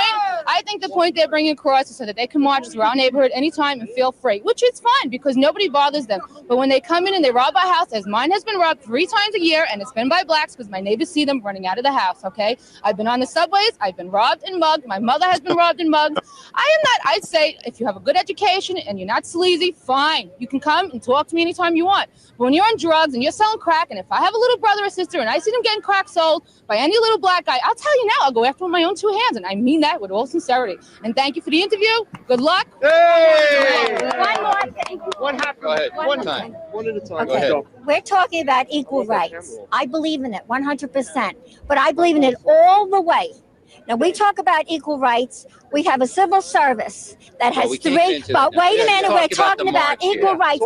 But the point, how I feel. Right. How do you feel about this march? It came about, it just didn't come like this. It happened with everything. It started with, you talk about hate. No one hates, but the politicians are bringing this about when they force, when our sons take civil service test and worked hard for that test, and his name is passed by because they have to pick someone that's black, white, or Hispanic, not Chinese. I don't see one Chinese cop out here, one Polish or this or that. I don't see that. So that has to be done away with. That hurts us. That gets us all upset. So you say there's resentment in the white community against the black. It's resentment and everything when you have to separate them like that. Our kids are studying hard for that job, and then that job is given to someone else. Well, what about How do you this think he march feels? today? How does this march make you feel today? I feel they should march on all the things, but not just on this. This is a farce when they pick only this out. But yet it's all right for them to take a white man's job. I don't see him saying, I won't take that. I won't accept it. Knowing in my heart, I stole it. And I'm being condoned for stealing that job by the mayor and everybody else. They're saying that's okay. How many cops out here has taken my son's job away from him when he studied hard? Okay. How do you think we Listen, feel? I have one thing I want to ask though. The media made, I don't want to be on TV. I want to ask one question. The media made such a big stink about a black guy getting killed in a white neighborhood. What about the white girl getting raped by 3 black men for 3 hours? For 3 hours, that was page 15 with a little article like this. A black guy gets killed in a white neighborhood, and you put this on 1, 2, 3, 4, 5. No, it don't count. It don't count. It don't count. I didn't see no more. Okay. And if you are, hold it. And if you are on page 15, how the freak would you feel? Well, let me tell you something. 15, It was a woman, and I don't care a how little many hours. article. All right. It was still White it was white. Not this shit. It was a white girl. White girl. A white girl gets raped, and they don't make nothing about it. Nothing. You think they make a big deal If it when was a my- black woman gets raped? Yeah, they would. No, They make a big deal about all get out of here. You're doing it now. You're doing it now. A black guy gets killed, and you're making the biggest goddamn stink about it. But a white girl gets raped. A white girl. Gets raped, and you don't give a shit. All you care about is your. Make sure you support the channel via PayPal, Cash App, or the Super Chat, guys. Support the channel. This is Howard Beach, New York, right outside of New York City, Long Island. 1986. Thousands and thousands of white people in that area were victims of black criminals. You know, for years, one black cat walked through there, started some shit with some white guys. The white guys kicked his ass. He walked in front of a car and got hit, and the whole world turned upside down. I remember when this happened. Yeah, this is an incredible. Like this is incredible. This truly is an incredible snippet here. I mean, it shows that things really haven't changed because there's that one glider lady and then the glider grandma. Within their, they went pretty hard against the blacks, but even in for both of them, reasonable, they very still fundamentally cucked. Like they still came in with the "we believe in equality." Okay, well, they weren't hardliners at all. They were not hardliners at all. Exactly. So if gliders believe in equality and in sharing society, then you lose gliders. It really is that simple. Because this fucking Boonshikwa over here, like you said, you can get 1,000 white girls raped by a pack of blacks. The one black guy after that who gets killed because he walked in front of a fucking car. After getting his ass kicked. That's what it's going to be. So in this Boonshikwa's brain, that's what she's thinking. It starts the moment, that the gliders defend themselves. Exactly. And it's always been that way. Go on the other side of shit. Go on the other side.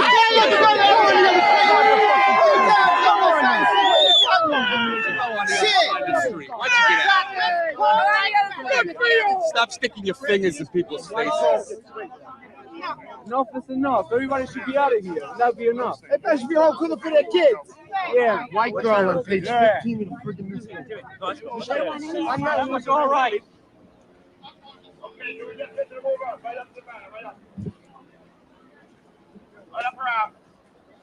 These are blacks marching through.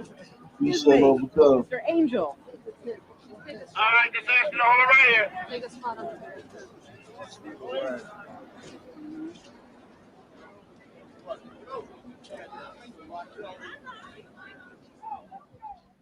Unbelievable, right? Unbelievable. Unbelievable. Oh man, I tell you, man.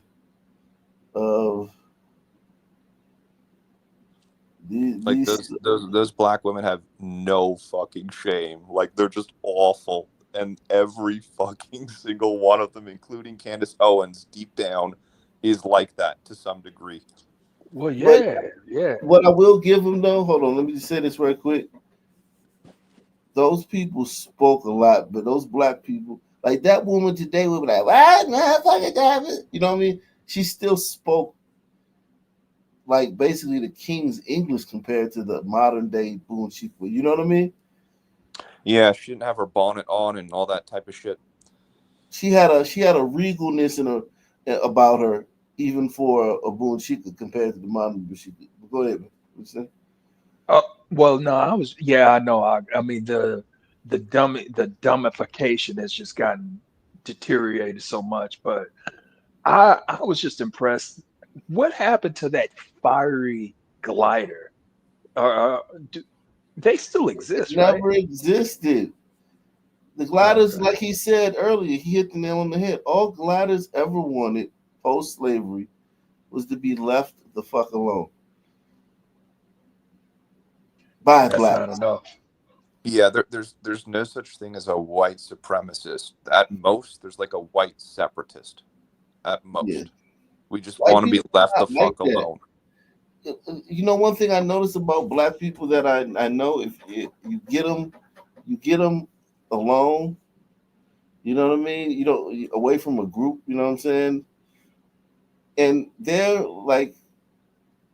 war report on white people is that white people are nice.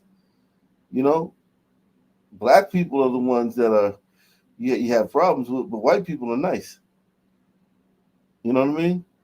Yeah, That's that's pretty true. much the raw report you get from black. Like if you listen to a black person between the lines, you know, you just talk frank and you shoot the bullshit, and there's no agenda. You know, there's no agenda in the conversation. They pretty much, you know, convey a message that, you know, white people are pretty fucking nice. Black people don't think like white people are mean.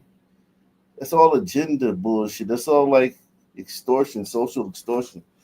You know, let's see Memphis in Good way to 19. social Comes to extortion. the issue of race. Yet many people we spoke with who have lived, worked, and traveled to other communities. Go ahead. Hey, what I was gonna say. Oh, go ahead, Nuke. Look, what I was gonna say is one thing that I do know about Sun people is if they happen to work with gliders, they're gonna look at that glider like they can't trust them. They just look at them and they think that they're gonna snitch on them. Usually, I like upon first impression. So there's really like a xenophobia when it comes to gliders. Yeah, I mean, I bet you if they had to needed to borrow some money from anybody at their job, they'd ask the white person. And if they needed somebody, if it had something trustworthy, if they had to have somebody to hold something valuable for them, and you know what I mean, and give it back to them at a later date, they would give it to a glider. Okay.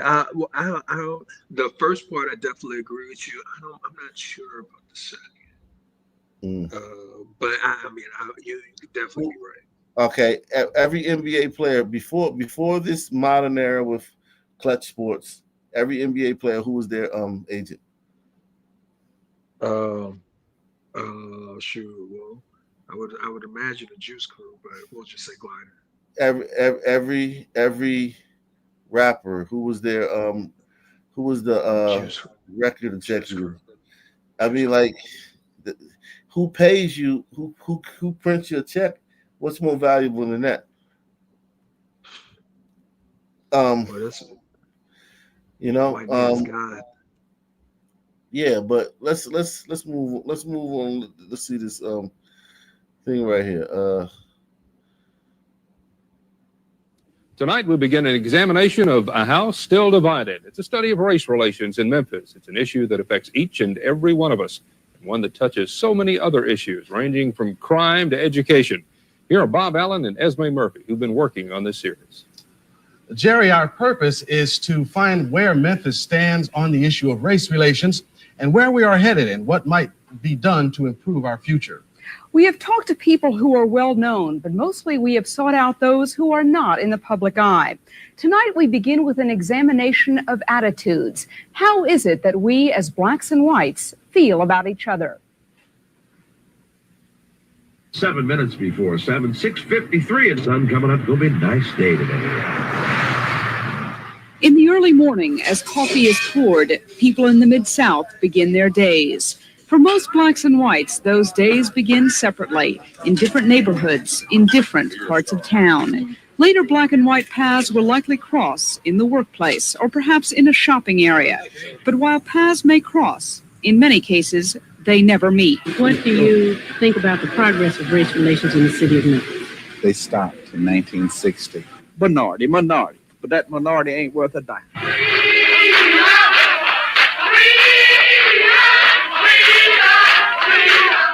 The movement that gave black Americans the legal right to an equal share in American life has left many white Mid-Southerners feeling they are now the ones who are discriminated against. To get a job, you have to be black. to get any kind of aid, any kind of help, any kind of support, you have to be black. The only minority left is the white men. I think everybody else is doing everything they can for blacks, for women, for people who were previously considered minorities, and they've completely left out the white male. Most blacks we spoke with disagree. We do have a long way to go because things still aren't equal.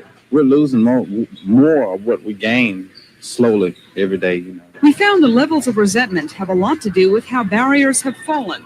In neighborhoods like Midtown, where blacks and whites both choose to live, we found far less resentment than communities like Fraser and Whitehaven, where busing forced the races together. When I look back and I think what all I had to give up for, you know, for the kids to be put in a different school, private school, with a school only 2 blocks away from us, it left me kind of bitter. Bitter towards blacks? Toward blacks, toward the system. But for every expression of resentment, we also found one of progress. When white policemen walked down the street, blacks were obligated to almost drop their heads. When you couldn't use the restroom, the water fountain. So obviously, we've come so far from that. I have a dream. My poor little children will one day live in a nation where they will not be judged by the color of their skin, but by the content of their character. But while there has been progress, Benjamin Hooks and many other blacks and whites say it falls far short of Martin Luther King's dream. Because it is here in Memphis that King was assassinated, many blacks and whites feel we have a special responsibility to fulfill that dream. But there are others who feel that because this city is the site of his death, we are more harshly criticized when it comes to the issue of race. Yet many people we spoke with who have lived, worked, and traveled to other communities say we compare favorably. I think Southerners have a greater capacity to be more tolerant, to be more respectful of the differences of people. As a matter of fact, putting the numbers aside, I think we're a lot better.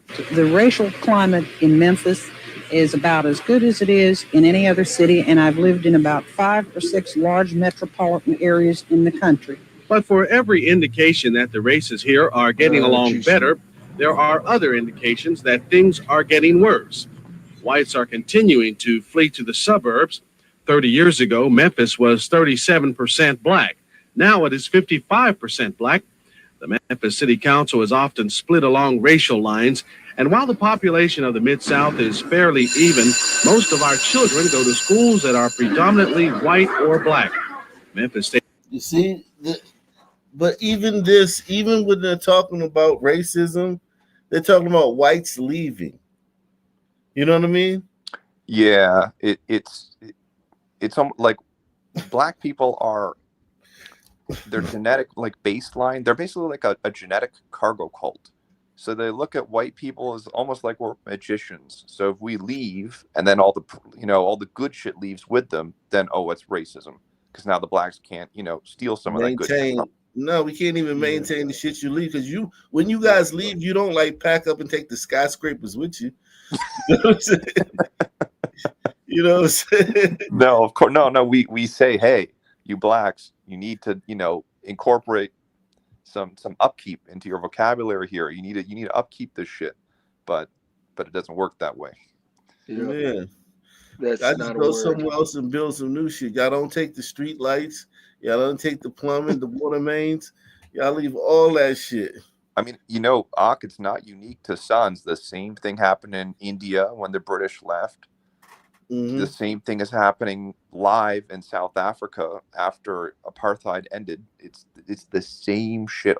The only groups that have been able to do the upkeep, I'm thinking of places like Singapore, like other high IQ East Asian groups were able to upkeep that shit and continue People on who going. eat with utensils.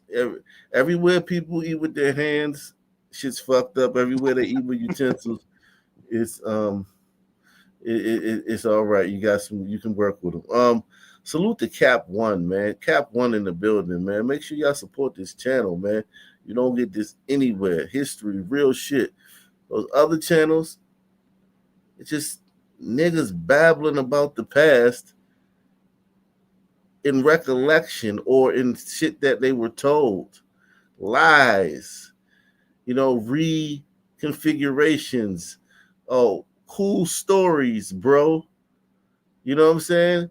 And I'm not talking about any channel in particular, but channels that talk about black people, it's really just a bunch of cool stories, bro. Press 1.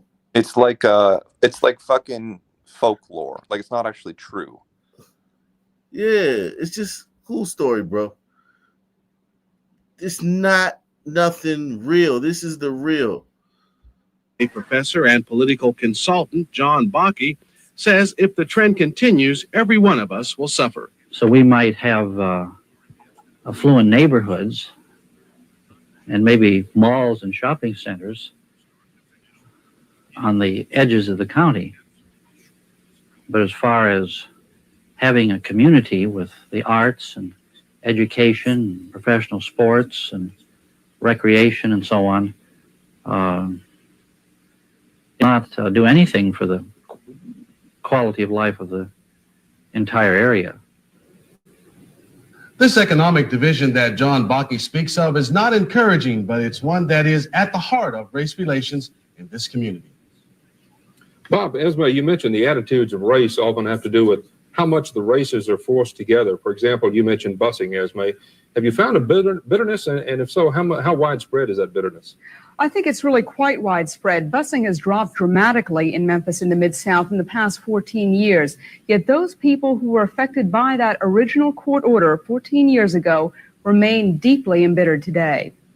What is the next segment going to be about tomorrow? Claudia, tomorrow we'll talk about economic opportunities. We'll talk about the economic direction that Memphis is heading in and how it impacts on race relations. All right. Bob, Esme, thank you very much. Look, even in 1980, all news crews were a black person and a white person. In 40 years ago.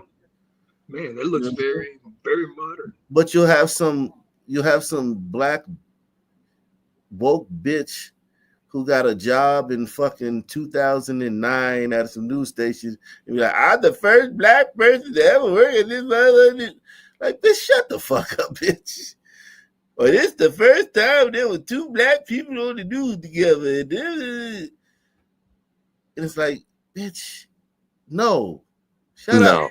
The handouts have been ongoing since the 60s, like since my lifetime. It's always been this way.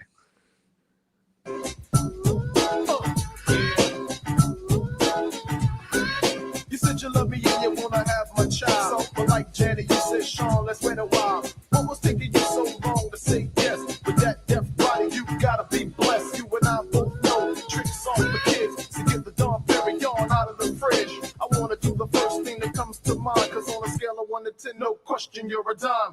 All I wanna do is make you feel alright. Like my man Ronald Osler said, spend the night. Because I'll open up a bitty door for you. If you let little Sean make love to you. Lay down on your back and close your eyes. Cause I fuck around. Yo, this looks amazing. You look so good, I'm going out of my mind because I made love for the very first time. Come here, baby, where you going? Cause you know I'm on it. I don't wanna switch it to get you because I'm on it. Shake your thing cause it's yours to do so. I don't see nobody complaining. I'm not I just wanna touch you. Organizations in Memphis have announced plans to do what they can in the months and years ahead to open more economic doors to blacks. Tonight, in part 2 of our series, A House Still Divided. Did you hear that? Did you hear that? Listen. Organizations in Memphis have announced plans to do what they can in the months and years ahead to open more economic doors to blacks. Tonight, in more economic doors to blacks. Hey, shoot, why not? But you have black people in 2020 talking about there's always been an attempt to box the black people out of the economic. Dude, they fucking lie. And then you find out fucking liars, dude. Yeah, then you find out part their 2 mom of our was series an activist as well. Is A House Still Divided. Bob Allen is here with an in-depth look at economic opportunities for blacks and how they affect race relations. Bob? Well, Jerry, over the last 20 years, Memphis has become a major urban center with a bright future. But what happens in the future depends a great deal on the economic progress of over 50% of the population. Now, one of the problems we face is a faltering national economy brought on by plant closings and foreign competition. If America is to remain a first-class nation, she can no longer have second-class citizens. In 1968, Martin Luther King Jr. came to Memphis to lead black sanitation workers in a protest for higher wages.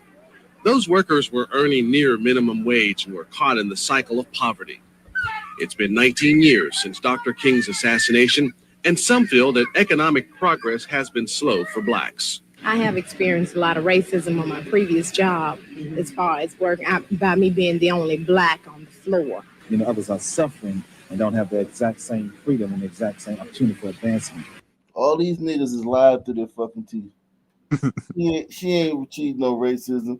She probably had co-workers that she didn't get along with, or co-workers that she didn't like and didn't like her, or co-workers that were above her rank-wise and had to make the hard decision to tell her to do things or make uncomfortable decisions like, yo, you can't take this day off. Sorry, we need coverage that day. Or, you were late. I got to write you up.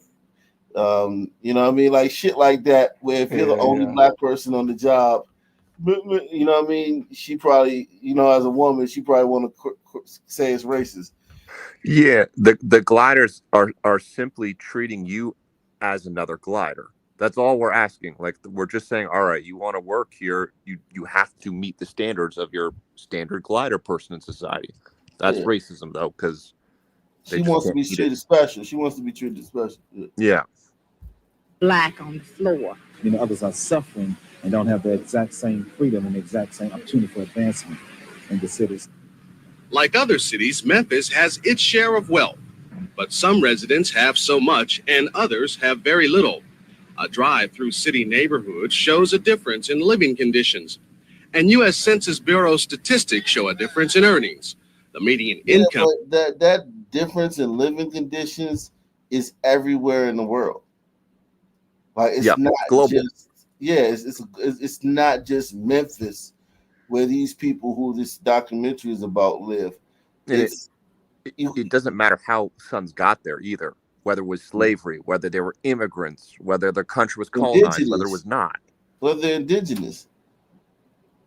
You know what I mean? Like think about it, right? Like if you took 10 black families and 10 white families and put them on a remote island, right? And you came back in 5 years, the black families' living quarters would look a certain way, and the white families' living quarters would look a certain way. You know what I mean? Yeah, it's basically that simple. I mean, if you look in South Africa, the entire government is like a black nationalist, government. But yet sons still have, more STDs on average. They still come from more fatherless households. They still do shittier in everything, basically, despite being like 80% of the country.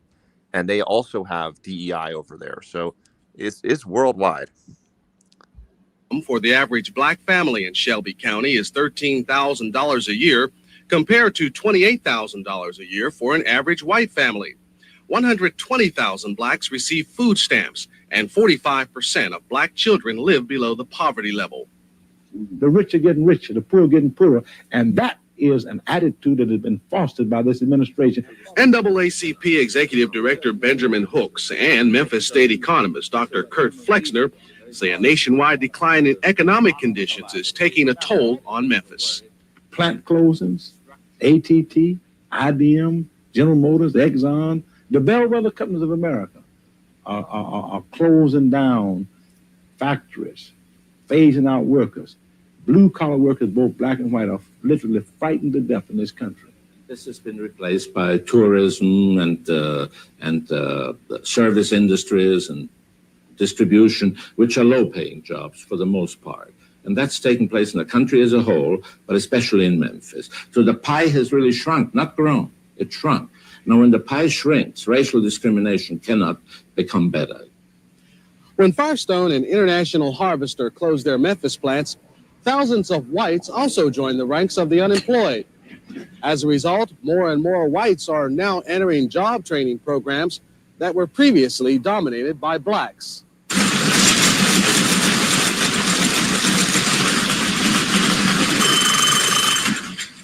The Urban League Computer Training Center has been a source of hope for blacks and whites who are considered hardcore unemployed. I know that I'm going to receive quality training and I'm going to better myself, and I'll be able to present to an employer what I hope and what I'm sure he'll be looking for. Because of educational opportunities, many blacks have achieved success in today's tight economy. Dr. Sharon Harrell owns and operates a pharmacy in Memphis. A lot of people, when they come in here, they think I'm managing the store for somebody else. Dr. Harrell had a good business plan and financing, but other black entrepreneurs aren't so lucky. You run into severe problem of getting the banks to even look at your package if you intend to locate in the black community. There's a real sense of urgency and an attentiveness from the white business community to get involved. Tanner George and Bill Craddock believe the black and white business community will have to work together because they say it's vital to the future of Memphis. Tanner George says the Black Business Association is developing a plan for self-help. Now, under that plan, a number of white businessmen have agreed to help new and existing minority businessmen improve overall business skills. It's hoped that more successful black businesses will create more jobs within the black community. Jerry? Bob, besides the goals for Memphis, what are some of the other organizations that have committed themselves to helping black economic development in the city? Jerry, the Memphis Area Chamber of Commerce outlined as its top goal for 1987 its plans to also boost minority business, and that commitment is also shared by Goals for Memphis, the Center City Commission, and the Shelby County government as well. So the ball seems to be picking up momentum and The white guys you gonna stop calling us racist, right? Yeah, basically. But see, here's the issue, right? We got these gliders, we got these working class gliders who are being discriminated against, no question, right? But the problem is, if you discriminate against the gliders in favor for the blacks, it doesn't really matter how much you do it, because you can never discriminate enough to make up for that full standard deviation in the IQ difference. So you're going to get working class gliders that are being, deprived, and then you're going to get blacks who are still doing shitty because they're blacks. So they feel that, there's still racism, and I don't see how you could possibly mend that, because it would require everyone to take the race pill, right? No, this was 40 years ago, and they've been doing this. They never stopped. It's not like there was a time where they stopped. This train has been rolling down the track of giving. The Memphis Greater Community Board, the Gold, all these groups have been throwing money into the ocean known as Black people, Black advancement for forever. And it's you just can't you can't fix that. But throwing money at it does, I guess. It makes the numbers look not as bad, because you'll be giving a lot of black people jobs, but they're like fluff jobs. It's not like true economic empowerment where they're moving up the economic ladder. Yeah, because they're just working for somebody. You know what I mean? Yeah, they're not mastering economics. No, not at all. And taking over from the inside. They're just grunts in the, they're lemmings or cogs in the wheel. But it still feeds families, and it still sends kids to school, and it still buys clothes, and it still pays for vacations, and it still puts gas in the car. You know what I mean? It's a nice Band-Aid. And you tell me, look at this glider right here. What do you think because this is 1987. What do you think he's thinking in his mind? Do you think he's thinking all right, we'll do 5 more years of this bullshit with these fucking nignogs, and then they'll fuck off, and then we'll just move on as a nation? Do you think he's thinking that, or what do you think he's thinking? I think he's thinking when is it gonna bear fruit?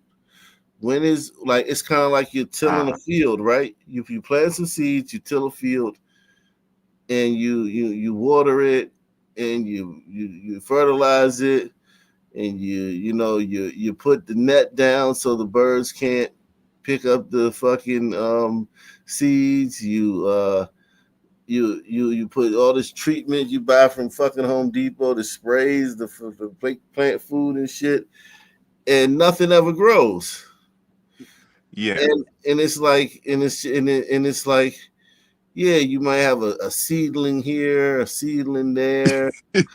Something may germinate there, something may germinate there, but for the amount of time and money you've invested in it, you've got where are the crops? Where the fuck are my crops? Yeah, and it's and that's probably what the guy's thinking. You know what I mean? He's probably like, yo, because remember, they've been doing this. This is 87. They've been doing this since what? 2 decades now. Yeah, at least already. So they yeah. Rolling a little Right. bit. Yeah. Yes. What aspect of race relations does part 3 tomorrow evening focus Well, tomorrow, Esme Murphy will look at the issue of teen pregnancy. on, which affects all of us? A lot of people. Right. It's extent or It's a not. major problem. Thank you, Bob. Claudia? One of the biggest problems facing both black and white families is the radical changes in our lifestyles. These changes tend to fall most sharply on our young people. In our series, A House Still Divided, Esme Murphy has been looking into one of these changes, the increasing rate of teen pregnancy. Esme? Claudia, teen pregnancy is a problem faced by both blacks and whites. It's also a problem that enhances some of the differences between the races. Wake up, Jonathan. Wake up. It's time to put your clothes on. It is just 6 o'clock, and 17-year-old Cheryl Gaston is already up. Cheryl has to get ready for school, and she has to get 6-week-old Jonathan ready to go to the babysitter. The juggling act of being a high school senior and an unmarried mother is more than she bargained for. I have to get up and about twice or 3 times out of the night to get up and feed him. I have to warm his bottle and wait till it warms and then feed. Is a whole lot of work, a lot of responsibility. Cheryl is one of the roughly 900 unmarried teens who had a baby in Shelby County in 1986. Roughly 90% of those unmarried teens are black. White. and you would dump $1 billion into that trying to fix that, and then in fucking 10 years it's gonna be 88% of unmarried teens are black. I love how they like the language they used a moment ago, affects both white and black communities. Like, these people are fucking just like, they're so fucking shameless to talk about it that way. Yeah, you still couldn't offend black people back in the day. They act like it was a time you could just talk shit to black people on TV. It was never a time. No, not at all. And keep in mind, Teens that's are 90% when blacks are 0.1% of the population. So it's like 100 times overrepresentation per capita. Yeah. Also getting pregnant, but a higher percentage are choosing abortions. Roughly 85. Salute to Big Larry. Look at the abortion. Abortion was a problem. Big Larry in the building, man. Shout out to Big Larry. Cheryl is one of the roughly 900 unmarried teens who had a baby in Shelby County in 1986. Roughly 90% of those unmarried teens are black. White teens are also getting pregnant, but a higher percentage are choosing abortions. Roughly 85% of local white teen pregnancies end in abortions. The figure for black teen abortions is much lower at 30%. Boy, that's changed. Boy, has that changed. 7%. Experts blame society. I think it's everybody's problem. I think we're living in And that's another thing. It's everybody's problem. Yeah, fuck Jackie Littlefield. Fuck this bitch. It's so not everybody's problem. Well, hold on. I mean, in some ways, it is everyone's problem. Yeah, it is. It is everybody's problem. It's everybody's fault. Yeah, it's everybody's fault. But yeah, fuck Jackie Littlefield. Yeah. a society that's sexually explicit, media, magazines. The different way blacks and whites choose to deal with this problem helps to enhance the economic and social differences between the races. Experts say that the unwed teen who chooses to keep her baby is committing herself not only to motherhood, but to a life of financial difficulty. 80% of those teens who have babies do not finish high school, making it impossible for them to compete for top jobs. and 25% of teen mothers have a second baby within a year. Civil rights leaders like Benjamin Hooks say the high number of blacks having babies contributes to racism. Among whites, we found a widespread feeling that many teens choose to get pregnant to get government benefits. I've heard the blacks say, well, I'm not taking those pills. If I have another child, that means $34 more a month in welfare. But counselors disagree. They say most young girls think they will never get pregnant, and those that do want children simply want something that belongs to them. And they think this is mine. I can call this person mine, and it'll love me like I love it. But the reality is that the child takes control of their lives and their dreams. This is a group session for Project... Yeah, but which it's supposed to, though. Like, they act like that's not nature. The child takes control of the woman's life. Yeah. Yeah, well, they're also acting as if women are supposed to be working out the other side of the home and shit. Like, well, like the way this is reported, they're reporting it as if these Boonchikwas slipped on a fucking banana peel and got pregnant. Yeah, exactly. And if they had not slipped on that banana peel, they would have graduated university, gone to college, become an astronaut. Like, it's just so it's so fucking dishonest. It's just incredible. Jeez. WRAP, a program aimed at helping teen mothers. Before I got pregnant, I was wanting to go through school and get out and go to college and be a registered nurse. But now I understand that I have to be around when he needs me. It doesn't mean that you will never be a registered nurse, because if that's something you really want, there are ways that you can do that and still have a child, and that's a very important thing to know.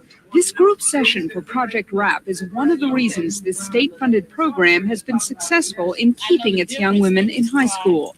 The program is a year old, and to date, none of these teenagers have had a second child. The group hopes to expand into junior high and high schools to reach other teens before they get pregnant.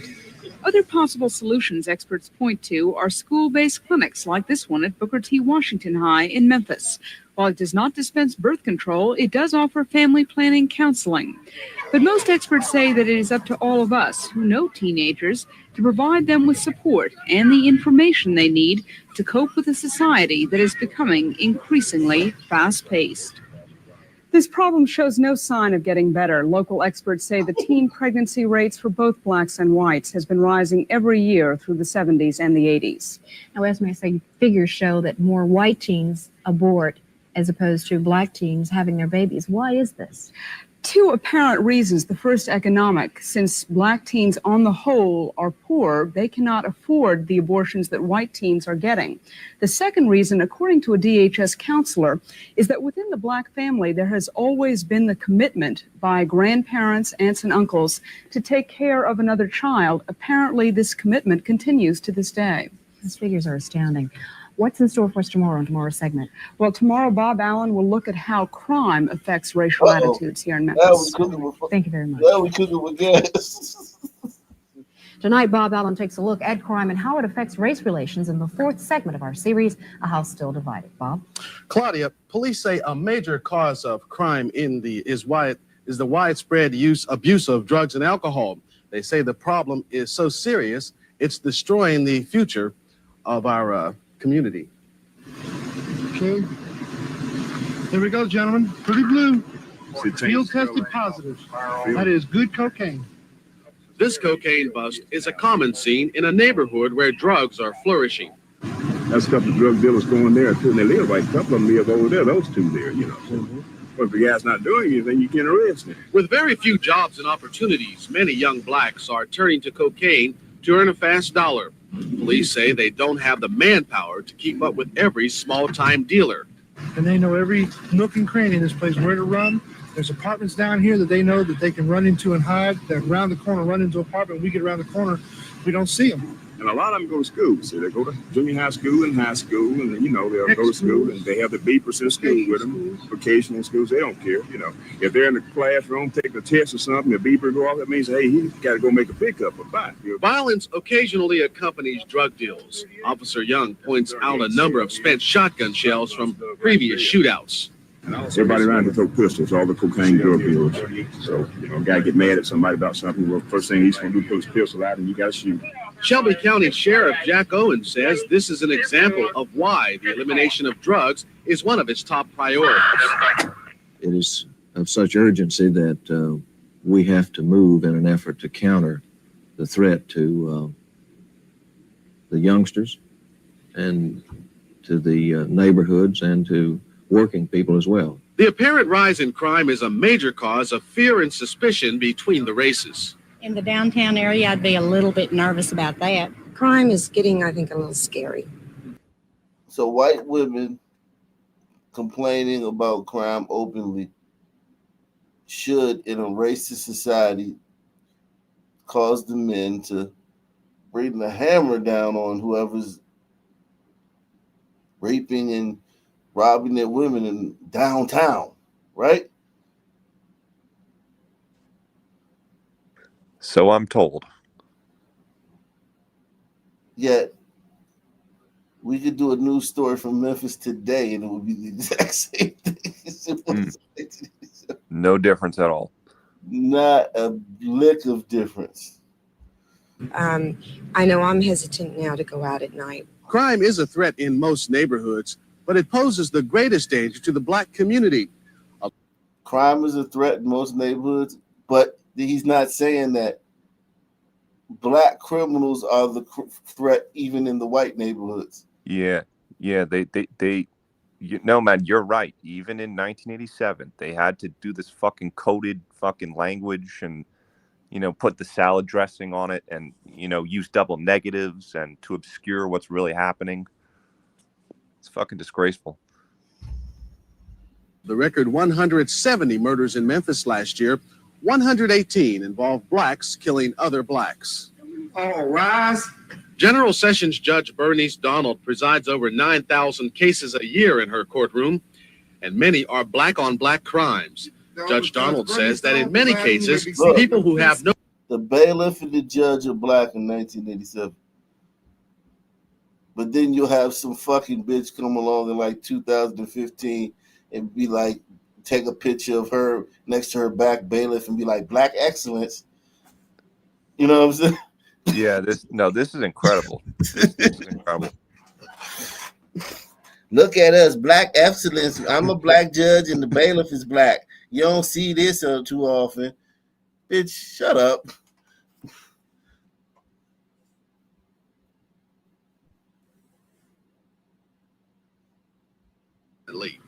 Given an 18 involved blacks killing other blacks. All rise. General Sessions Judge Bernice Donald presides over 9,000 cases a year in her courtroom. Everybody in and many are black-on-black crimes. Judge Donald says that in many cases, people who have no control over their lives let their emotions take hold and react violently. Given an opportunity to look back, individuals will oftentimes admit, well, that was senseless. But at the time, emotions, frustrations, and all of that gets in the way, and they have an inability to reason. But who are the people committing crimes and what led them down that path? Inmates at the Shelby County Jail gave a variety of reasons.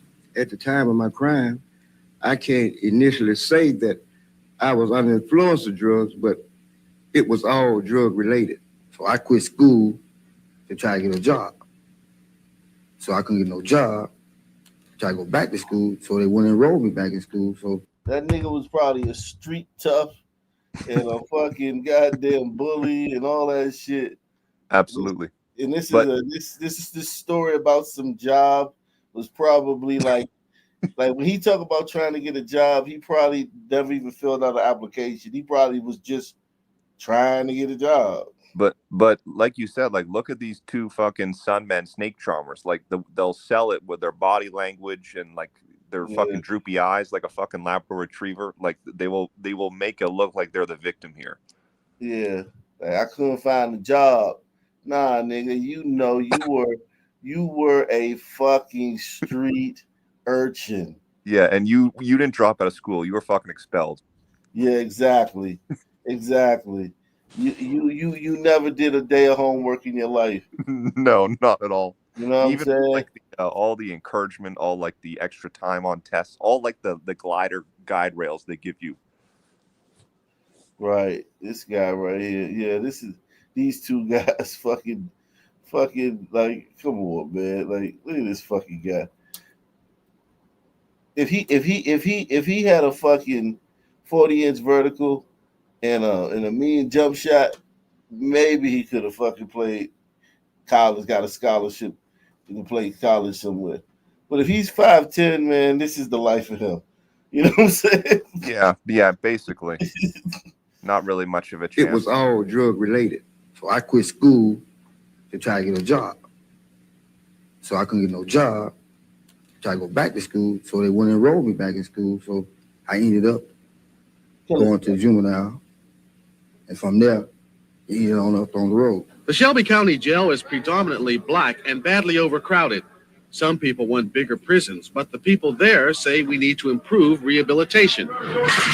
Instead of just building warehouses and this, what we say, just throwing them in there, chunking them in there, however, and give them a certain length of time and put them back out in the street, then there's no rehabilitation there. Your life is affected. I bet he doesn't know what the spirit of rehabilitation is. You know what I mean? If you ask them, like, so what does rehabilitation mean to you?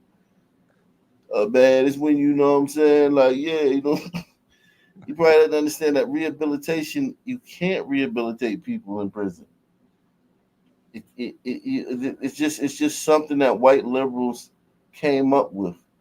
Yeah, it's a buzzword. Yeah, like in an overcrowded prison full of fucking just a bunch of monkeys, basically. How do you rehabilitate somebody? Well, not even that, Auk. Like, how do you even keep this fucking son man neutral? Like, wouldn't we expect him to get even worse? Like, you can't. You're gonna put him against. You're gonna put him amongst a bunch of other fucking apes, and they all hate white people, and they all think white people are. It'll just be like a positive loop, and like, what are you gonna get out of this? Nothing. Affected by crime, directly or indirectly. For that reason, crime is not a black or white issue. It's a problem the entire community will have to deal with. He said because blacks and whites are affected by crime equally, it's not a black or white issue, even though by the prison stats, all the crimes being committed by the blacks. Yeah, it's almost like the narration and the video are like orthogonal to each other. They don't match up at all. It's not a proper description. Yeah, man. Great show though, man. Great show, man. Salute to everybody that support the channel. Make sure you guys support the channel, man. The channel needs a lot of support. We lost a ton of fucking viewers, man, through the YouTube. I don't know what the fuck they're doing, man. But we need you guys to support the channel so keep it going, man. Keep it going strong, man. Any final thoughts? Salute to the nation. Same black time, same black channel. Subscribe.